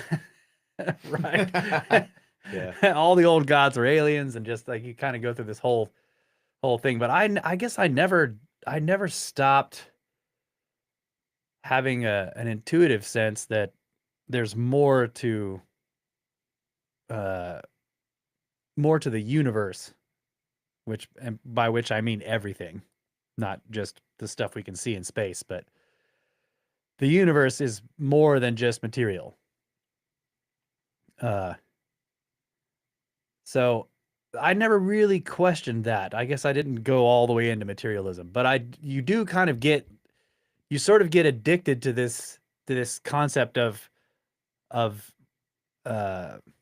investigating the universe in a materialist way. That's what I'm talking about. Yeah. Like for me, I feel like I always believed, like I had my entire worldview of spirituality shattered, a sense, like a facade, like ripped off of it. Yeah, that's what I was. So then trying I was to like, say. I don't know how to picture it anymore. Much more succinct. Now way of I know saying what it. I've felt, and I know the things that I've experienced that I can't deny. Yeah. However, when I went to pursue like trying to understand the universe in a deeper way, I just tried to do it in a materialist way. Yeah. I think. Yeah. But I still believe in like a spiritual realm. But I think I try to do it maybe too rigidly in a materialistic way to explain it to myself. Yeah. Right. Yeah. But there are certain tools, I think, of analysis that are really useful in that sense. And that's where I come up with the idea that, like, you know, the supernatural is also natural. Like that's where these axioms come from. That's why I like the term paranormal. It's like it's not above. It's not. Yeah. It's not above nature because it's not. Yeah. That's sort of can't really be, right? That's what I'm saying. Yeah. That's why I like. But you can say, well, here's normal stuff, and here's stuff that doesn't almost ever happen, and that's paranormal stuff. Yeah. I think that where I'm at right now is that I am not a materialist when it comes to understanding the universe, but I think the materials are there, and I think that they're a part of this whole bigger picture, and that they all have clues into the deeper mysteries. Yeah. Every aspect of it has clues into the deeper mysteries, and that in one way or another, the spirit realm must interact with the material realm, because in my belief system, we are living proof of that. We have consciousness, and we're also material. So whatever governs, there is an interaction that is physical that maybe we don't understand, and maybe it is right at the fringes of like this, you know, quantum physics research, or I don't know. I don't subscribe to the whole like, oh, it takes consciousness to, like, you know, cause the collapse of the wave function. I don't think that's even real. I think that was a huge mistake. I'm not alone in that. I didn't make that up. I know. I agree with people that do know stuff that think that. But I think there's more. I think there's something more that's deeper that can be understood. I think I left the part where it's like the spirit realm can't be understood. That's the part that I kind of like, well, I don't know if I agree with that. To go back to the collapse of the waveform, I think that was a red herring. It was a distraction. It seems really interesting, but because it has other possible explanations, it's not a good, like, it's not a gotcha. It's not a smoking gun on anything, right? It's like, you know what I mean? Yeah. So it's sort of like it became a massive distraction. That's exactly what I think. To me, it's the interesting thing about the quantum stuff is the uncertainty itself. Not that it's sometimes uncertain and sometimes and then when it's in the past, it's no longer uncertain. Like that is actually like we're riding a collapse of the wave front, right? Yeah, exactly. Like the present is the collapsing. Yes. Or not, or yes. Of the future. Yeah. Into the past. And it's constant. It's like catching a wave on the ocean. You're the edge of the wave that's pushing you forward. That is the collapse of the wavefront.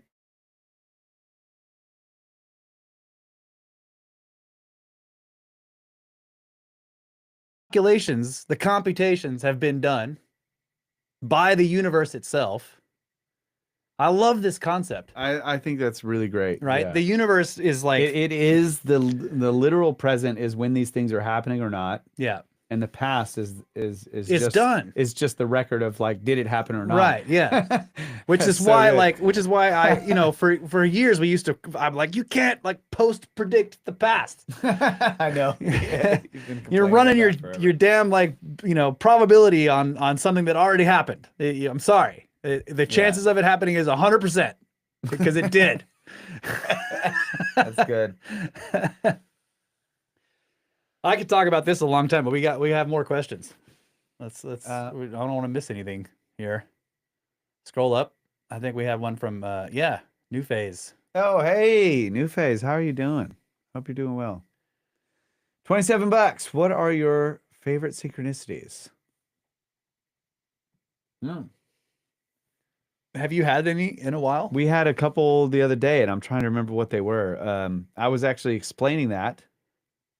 I think I thought there was one on the way to see Marty, but I was wrong. It was one technically, but it was weird. I explained one to Soul recently. I was like, that is called a synchronicity. And then I explained one to my boss's wife also. They weren't necessarily good. I think let's see, what happened? It was kind of comical, whatever happened at work. Yeah. I'm trying to remember what it was because we had the really windy day and something happened because of the wind and something had just happened before that. And she was like trying to tell me, like, I'm trying to get this done. And then this wind happened or whatever. And then I can't remember what it is. Ugh. Well, my favorite ones right now, I think synchronicities are, they are a fleeting thing. When they happen, they have a big impact on you if you notice them. Or they have some kind of effect, Sometimes they can really be like, holy crap, what's going on?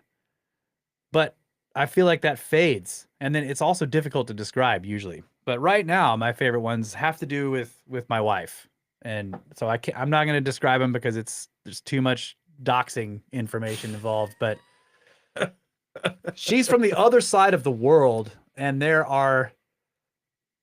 were a lot of things that just weirdly matched up in words and names of things and other stuff with her life and mine over here that are just cool. weird, That's cool. and we're just like, what? That's really freaking cool. Yeah. So there was a whole bunch of a lot of little ones and a couple of big ones that sort of stacked up and we're just like, dude, this is weird, like, wow. yeah. But I think I still feel like synchronicities are, well, I would say two things. Like, what are they? Like, they themselves, they seem to be a sort of like little guideposts or something.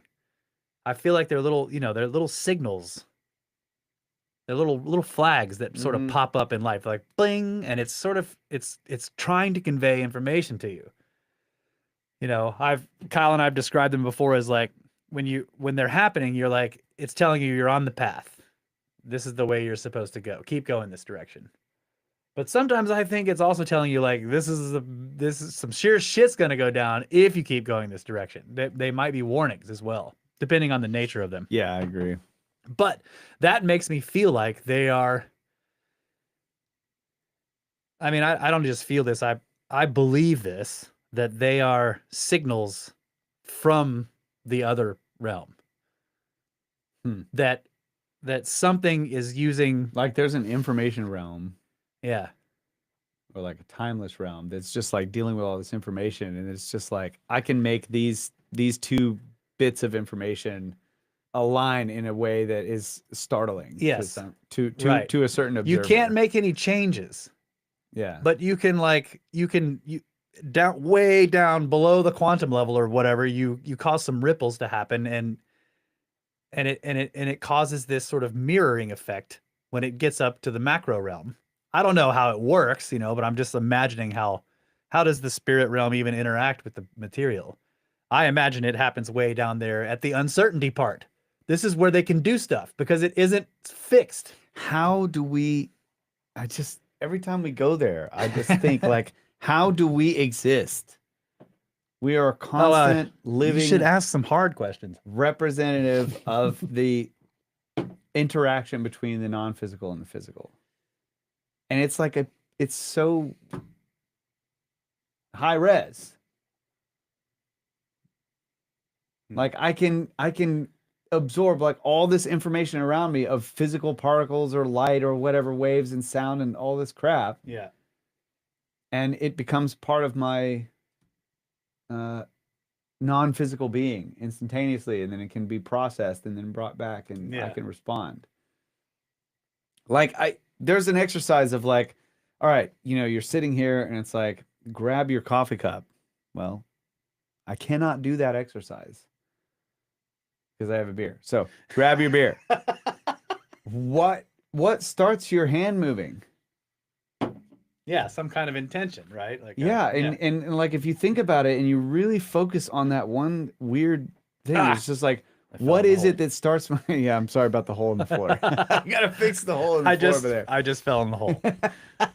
I need to scoot over. What is it that actually gets like starts the motion? Like, because I can decide to move and I can wait and be like, okay, I'm gonna move now. I'm gonna move my arm now. But I can't.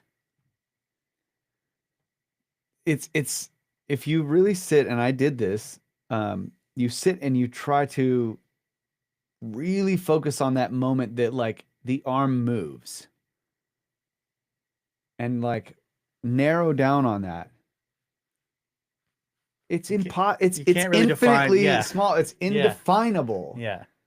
So it's such a high resolution connection that I can literally like make things happen in the physical realm, and I can't even discover the interface. It's so good. Is that because we're small? You remember this kind of yeah. I'm sorry. I'm not. No, I mean that's so what out I just of left wing. I didn't even expect well, what I that. just thought That's of great. is that, and I don't even know if this is still considered possible now, but Left field. I should have left said. left field. Sorry. I remember the idea that some dinosaurs, for example, are so massive that the signals from their brains took so long to get down to like their tail, for example, that they have like a secondary brain down there. Now, no one actually knows if this is true, right? So they couldn't balance and otherwise without it. Like the really big ones, like the Alamosaur, that's massive thing. This is a theoretical thing. It's theoretical of materialists. Yeah. They're like, he must have had second brain. Walk without a second brain in his butt. So it really suggests that the brain isn't that important, perhaps. In the makes some great jokes though. You can imagine the Alamosaur's like you thinking with your ass on that one, bro. It is true. I need the button.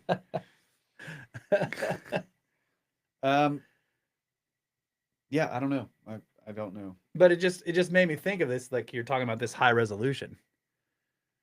Right? But can you imagine if you actually were like, okay, arm move, and there was actually an appreciable delay fraction of a second before it went somewhere because you're enormous and the time it took to the signals to get down there. We would have started with automated vehicles. We would not have been driving. You can't drive. Yeah. Yeah. But that is a good point. Like the resolution of the world is very high. Why? It's so ridiculous. Why is the resolution so high? And then it's enormous, right? It's not only is the resolution so high that you can zoom in almost forever. Yeah. But you can also zoom out forever. Yeah. Which makes it seem like it's something else. I agree. 100%. It's something else is going on. That what we actually see as a material realm is like, God, it's beautiful. Yeah. But it's like some kind of effect of something else. Yeah. The What does that mean for spirituality? I would have say no this. idea. I would say this. The synchronicities, I think my favorite synchronicities are the connections between patterns in the universe. Because Yeah. can you imagine? Like, those are the biggest ones. The laws of physics and how they connect to each other, say mathematically or something like that. Like that, those are huge. And they're continuous, and they never stray one bit. And it's like, how do you maintain, if this is a simulation, how do you maintain that? Yeah. Like, at the level of resolution, at the size. I know people are like, well, it doesn't have to build it until you look at it. Yeah. But that's I mean, that's like saying, well, I'm not even gonna make an analogy. That computer would be larger than the freaking planet. Right. I imagine So that is a miracle. Yeah. If we are a simulation, whoever's running it is starting to question whether or not we need another cataclysm here. Because we started too much process. We're building telescopes, and they're like, bro, we're having to render too much shit all the time. And microscopes. Yeah, and microscopes. And their society is just like, you know what? Your stupid simulation project needs to be shut down, or you're going to destroy the planet. Right. Yeah. Yeah. It's taking 20% of our energy generation. Yeah. I don't think it's a simulation. No. I think the synchronicities, in contrary to perhaps popular belief, I'm not sure, but some people that I listen to are like, you know, this has got to be a simulation because of these interesting connections. Yeah. I think I don't think that's what that is. Yeah. Like, I don't interpret it that way. I don't either. Yeah. I think of them as signals.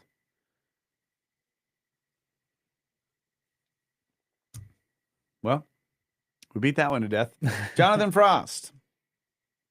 $20. Thanks, bro. He says Soraya has the supposition that the supernatural is just super improbable, not outside the normal.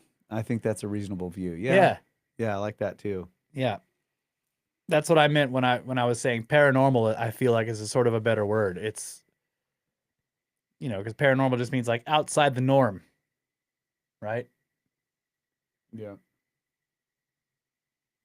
And I feel like that's a better term than supernatural. Yeah. Especially if, I mean, I guess maybe normal is baked into the concept of supernatural is that nature does not include everything. Exactly. That's where I draw the line. Like it does include everything. Yeah. So it's, if you took like a macro view and like, again, it's easy to gather scientific evidence of the very present materials. It's harder to gather certain types of evidence when it's, you know, energy or changing states and you know, distant cosmological things. There's a lot of difficult things in the material world to grab evidence from, which is why we still have these big questions like dark matter and dark energy. They're still huge questions. So it's not unusual for there to be really difficult aspects of the universe to gather any data on. So, or anything solid, like any solid evidence. So the idea that there is something more, people can call it the spirit world or whatever, that consciousness might actually be something other than just neurons firing in a brain or the result of physical interactions, is, I think, completely open. Yeah. So yeah, if it's purely based on, you know, can I observe it? Well, there's plenty of things that we have not observed in the physical world that are just theoretical. And maybe someday we'll observe them. Like, that's kind of the way the standard model looks at it. So it's wide open for the spirit realm as well. Yeah. So that's kind of where I'm at. I just think that I think it will be understandable given, you know, the ability for us to observe or experiment with certain things. And maybe we're not there yet. Maybe we're not capable. But we might be at some point. Well, and it depends on.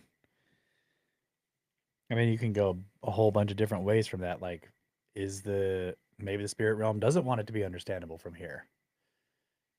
So there's some kind of purposeful obfuscation, right? Like muddying of the waters. And now you're throwing a wrench. Like that suggests that the rules are deterministic, like by whatever is going on with consciousness. Like that consciousness can define the rules. Because if the rules are not definable or deterministic by the consciousness itself, then they can be discovered regardless of the will of the conscious beings. Well, no, like imagine a game of chess, like this, you know, this sort of chess analogy that Feynman would give about the universe. Like you watch and occasionally you see castling. Yeah, but you know, you may have to watch a long time before you see that, right? Yeah. But what if you're watching chess games, right? But there's a third party that you don't know about that is like muddying your view of the whole thing all the time. That's like telling the players, like, don't castle. Yeah. Yeah. While they're Or looking, when the the players aren't looking and you're not paying attention, it moves some stuff or whatever. Yeah. You know. And so you just like you just there's enough confusion. Yeah, see, and that's the problem. We're in the box. Yeah. Trying to observe the box. Like I've been wondering. We're trying to figure out the outside of the box from being inside. And it just that is our limitation. Like we can build these instruments. Yeah. But we're still inside the box trying to figure out the limits. Yeah. And it's just not completely possible to understand it in its entirety from the inside. I think that might be why we're here in the first place. Like that's really my most spiritual, like my most prominent spiritual theory is that we're choosing to come here. Yep. To observe the box from the inside. Yeah. Because we don't, from the outside, it's a black box. We're like, well, there's a box. And like, there's something going on in there. Yeah. And like, we want to understand it more. Yeah, it's making noises. And we go in, and when we get in, we wake up, and it's like, we don't know what the hell's going on. And we eventually go through this whole entire process, and then we come back out, and we're like, yeah. Oh my God. You wake up like Ritter. Whoa.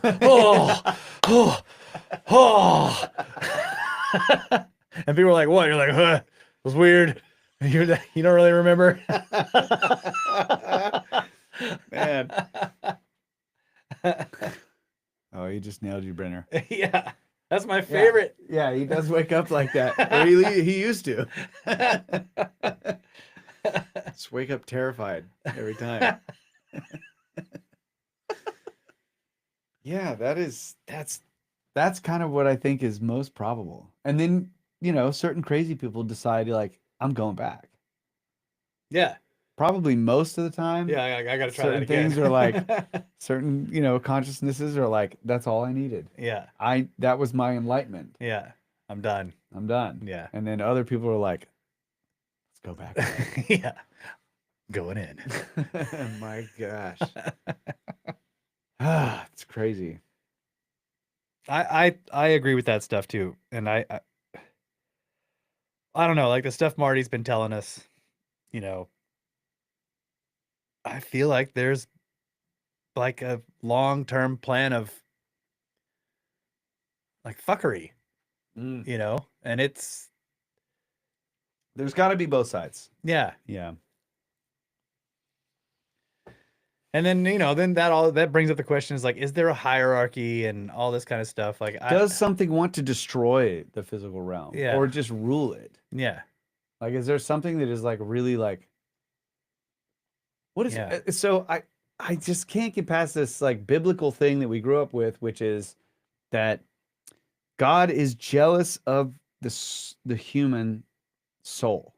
Like he wants the human soul to love him.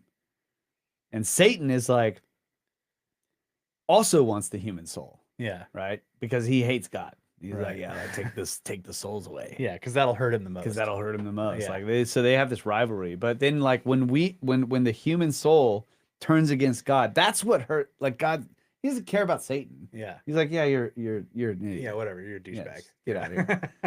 But it's when the human soul turns against him that he's like the most hurt. Yeah. So that is really weird. Like why? Because it was his. I'm just Each saying, soul's a piece of him, right? They have one turn against you. If it's a piece it's of like you, it's now it's you've lost it. yeah. I mean, I don't know.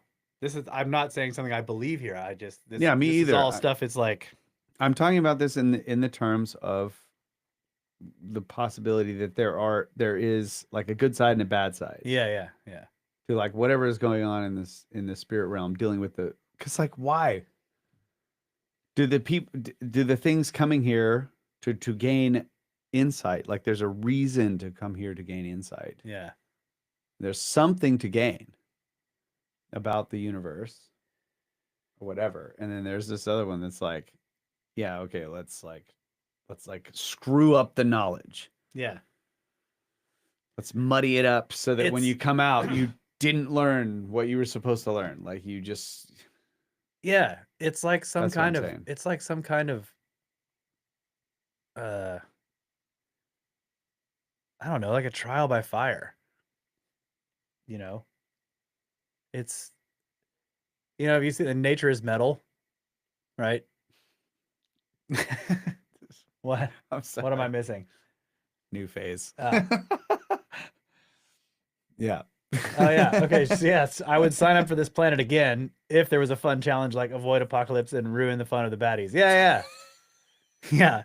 The problem is your memory gets That was erased. already your assignment. Yeah. You you're already here for that. Yeah. But what was I saying? Shit. Sorry. It's okay. Damn it. I lost Guild it. Stranger. I lost it. You don't remember anything? What was I saying? Damn it. I don't know. I got sidetracked from this. Don't ask me, bro. I'm the worst. I get sidetracked so easily. I start reading stuff. We were talking about like why is the good, like we come into this realm and to gather information about the universe from the inside of the box. Oh yeah. And there's an enemy. Nature is metal. That's what I was going with. Oh yeah. That's So like there's always the story of the hero's journey. Starts out, he's got everything. He's got his little village, his whole family, everyone knows him, he loves everyone, village is safe and prosperous and happy, right? But then something happens and he leaves and he he goes through all this sometimes the village gets destroyed, right? Sometimes that's part of the hero's journey. Like everything he loves, he loses it. And then you have or maybe think of the path of the fool, right? The tarot. You basically have to go through this hardening process. And in the hero's journey, you become a fighter. You have all this anger and bitterness in you or whatever. And you got your sword and you just want to slaughter all the people who did all the bad things to your village, whatever it is. But hopefully the hero goes through that and comes out and returns to the good person he was. Now he's powerful and now he's able to fight and maybe bring things back to good. This is the hero's journey, like sort of a classic description. So nature is metal. Like everything alive eats everything else all the time. It's in the design. This is war. Yeah. So it's like coming here from the other place, you're basically signing up to go through this hero's journey trial by fire. And maybe you make it.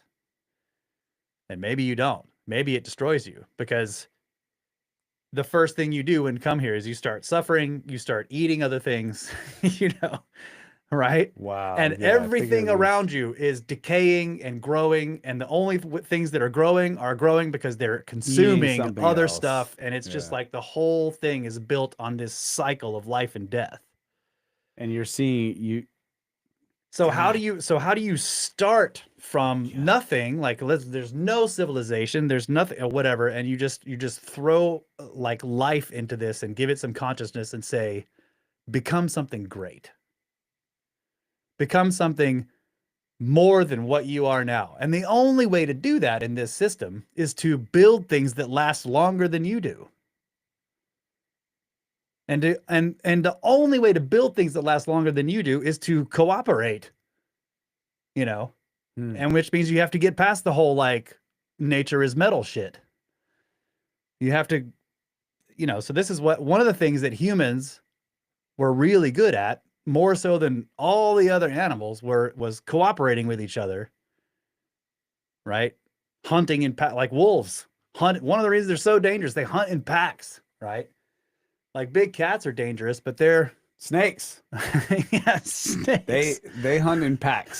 They can, yeah. No, wait. They don't do that. Anyways. They can be in giant groups, Yes, which they makes them very dangerous. I don't know if they hunt in packs. I was just trying to put us in the category of like, but whatever. Snakes are loners for the most part.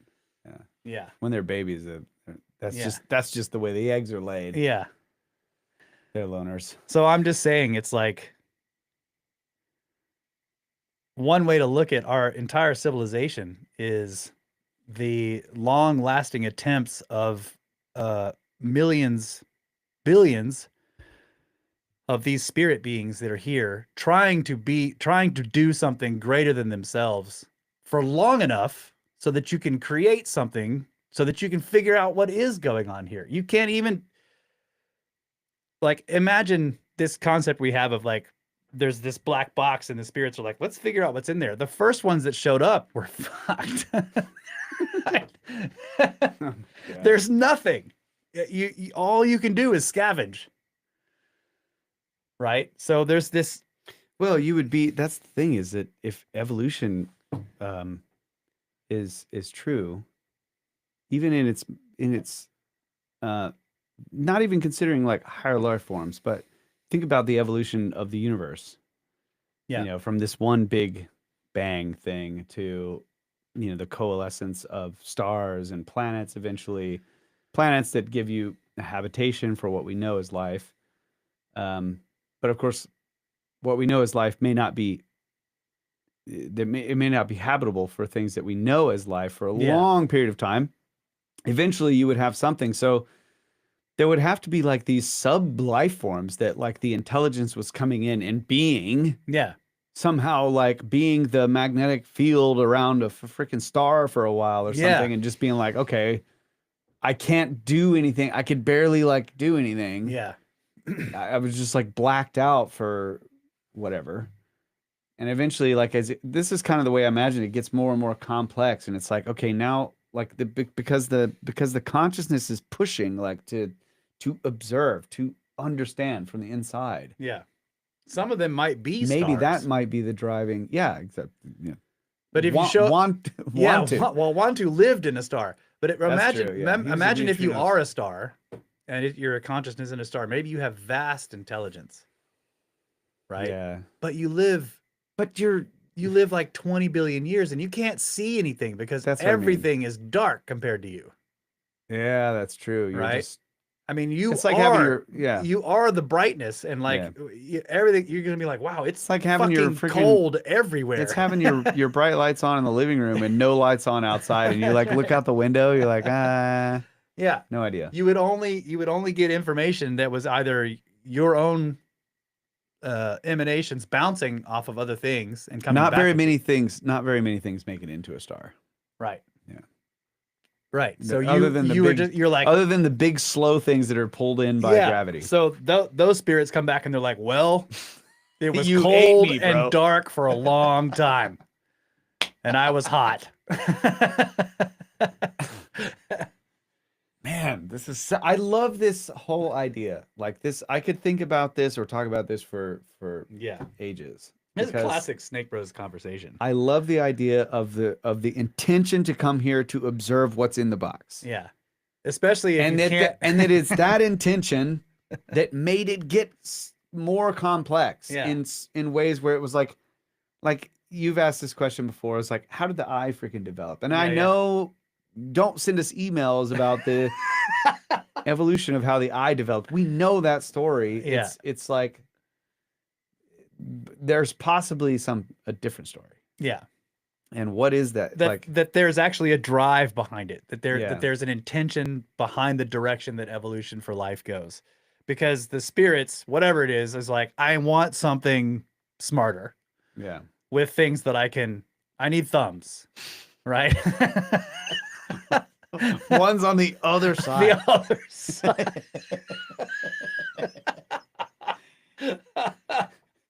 Of course. Yeah. We're like, I'm tired of showing up as giant lizards.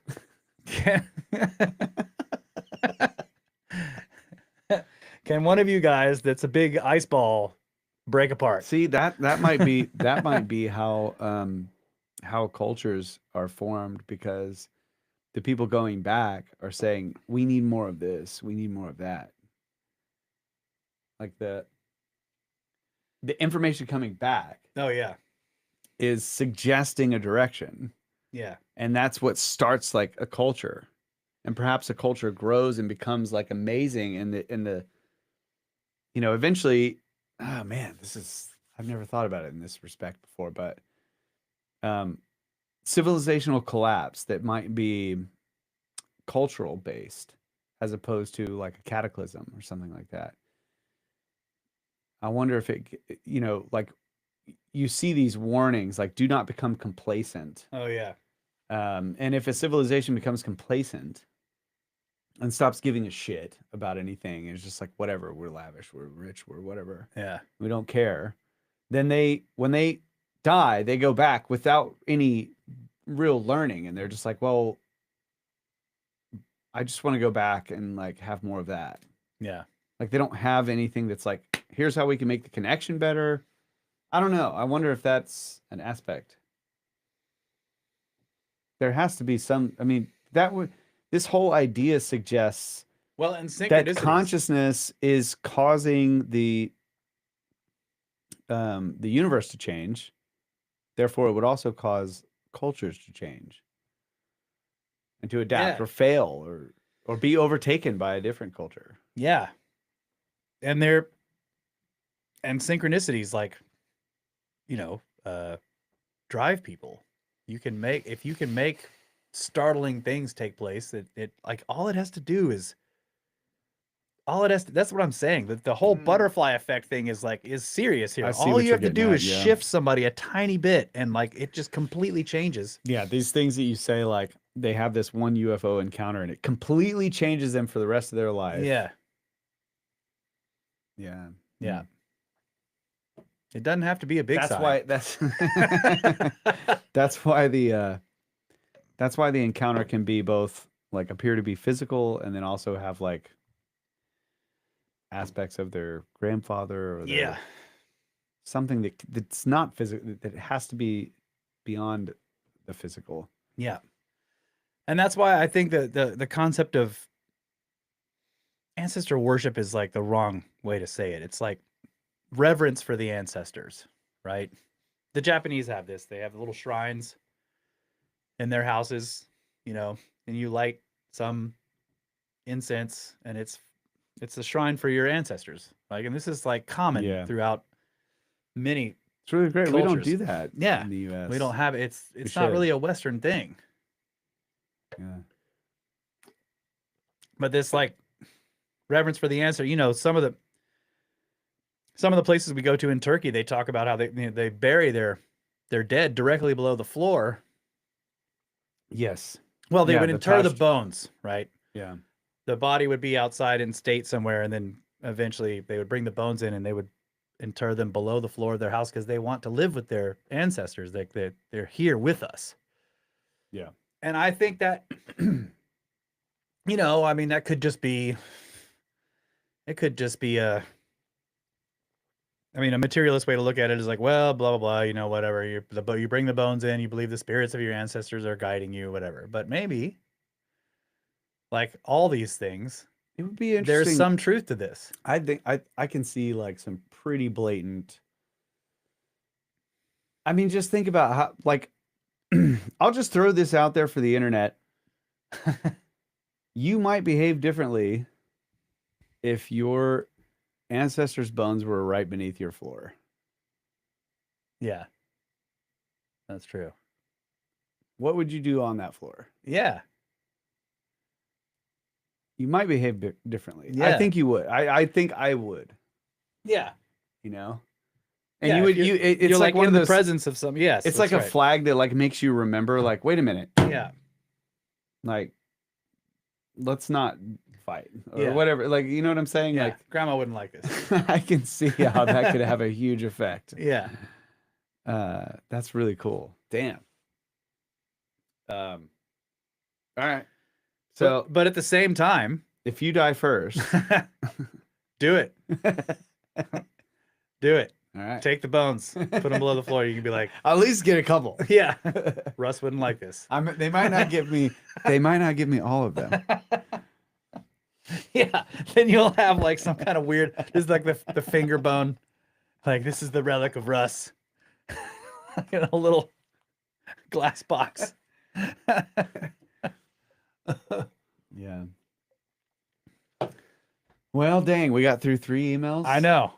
This is What why a we can't do dang listener it, great communications. conversation though. This I know, is I love it. classic Snake Bros stuff. love it. Like, this is why we need to do more of these. I love it. You guys' emails are excellent, and they always drive these kinds of conversations. Appreciate it to everybody. Yeah. So based on that, and based on how many emails I have, it will take us 5 years to finish reading all the emails that I have marked right now, if we do one show a week. Now, see, I can't even find OBS. Where is it? Here it is. Now, look. I will stop this, and I'll just put it on us, and this is how we finish the show. Okay. Okay. Hopefully that camera doesn't Genius. freeze. Oh yeah, the camera might freeze. That could happen. Yeah, well. It's This all is the red camera, right. where Oh, we yeah, look like we're very red. we look very American. We're red-blooded Yes. Americans. Right. So we're off to Egypt. We will do our best to live stream. Hopefully, we're planning on trying to at least get out some pure audio podcasts. Those will show up in the RSS feed if we manage to do it. Maybe just walking around talking, you know, and we'll publish we should do that. So we'll be back at the end of April. So other than that, look to YouTube for us streaming live, or to the RSS feed, and of course we're always in the Discord. So if you're not in the Discord, you can hop in there. I also wanted to give a shout out to Marty Garza from the UFO episodes. He had a major heart attack last month, and he is alive, but he's gonna have a long road to recovery. So, buddy, we love you. Love you so much, bro. We do, and we really hope you get better. I know you will. He's a very, very healthy, very He's a strong strong guy. dude. Yeah, very strong guy. His doctors are complaining. He's too strong. It's pushing him around. So, but yeah, there's also, and I also wanted to give a shout out to the Discord today. I set up a channel in the Discord called Messages to Marty for everybody to, you know, because like he's been such a major part of the show with the UFO stuff, and his presence in the Discord has been enormous, and lots of people love him. So I set up a channel just for people to send him messages, and just the outpouring of love from all of you guys in the Snake Force. Just I love you guys. God dang it. Always have. Always will. Good night, Adamu. Get back to work.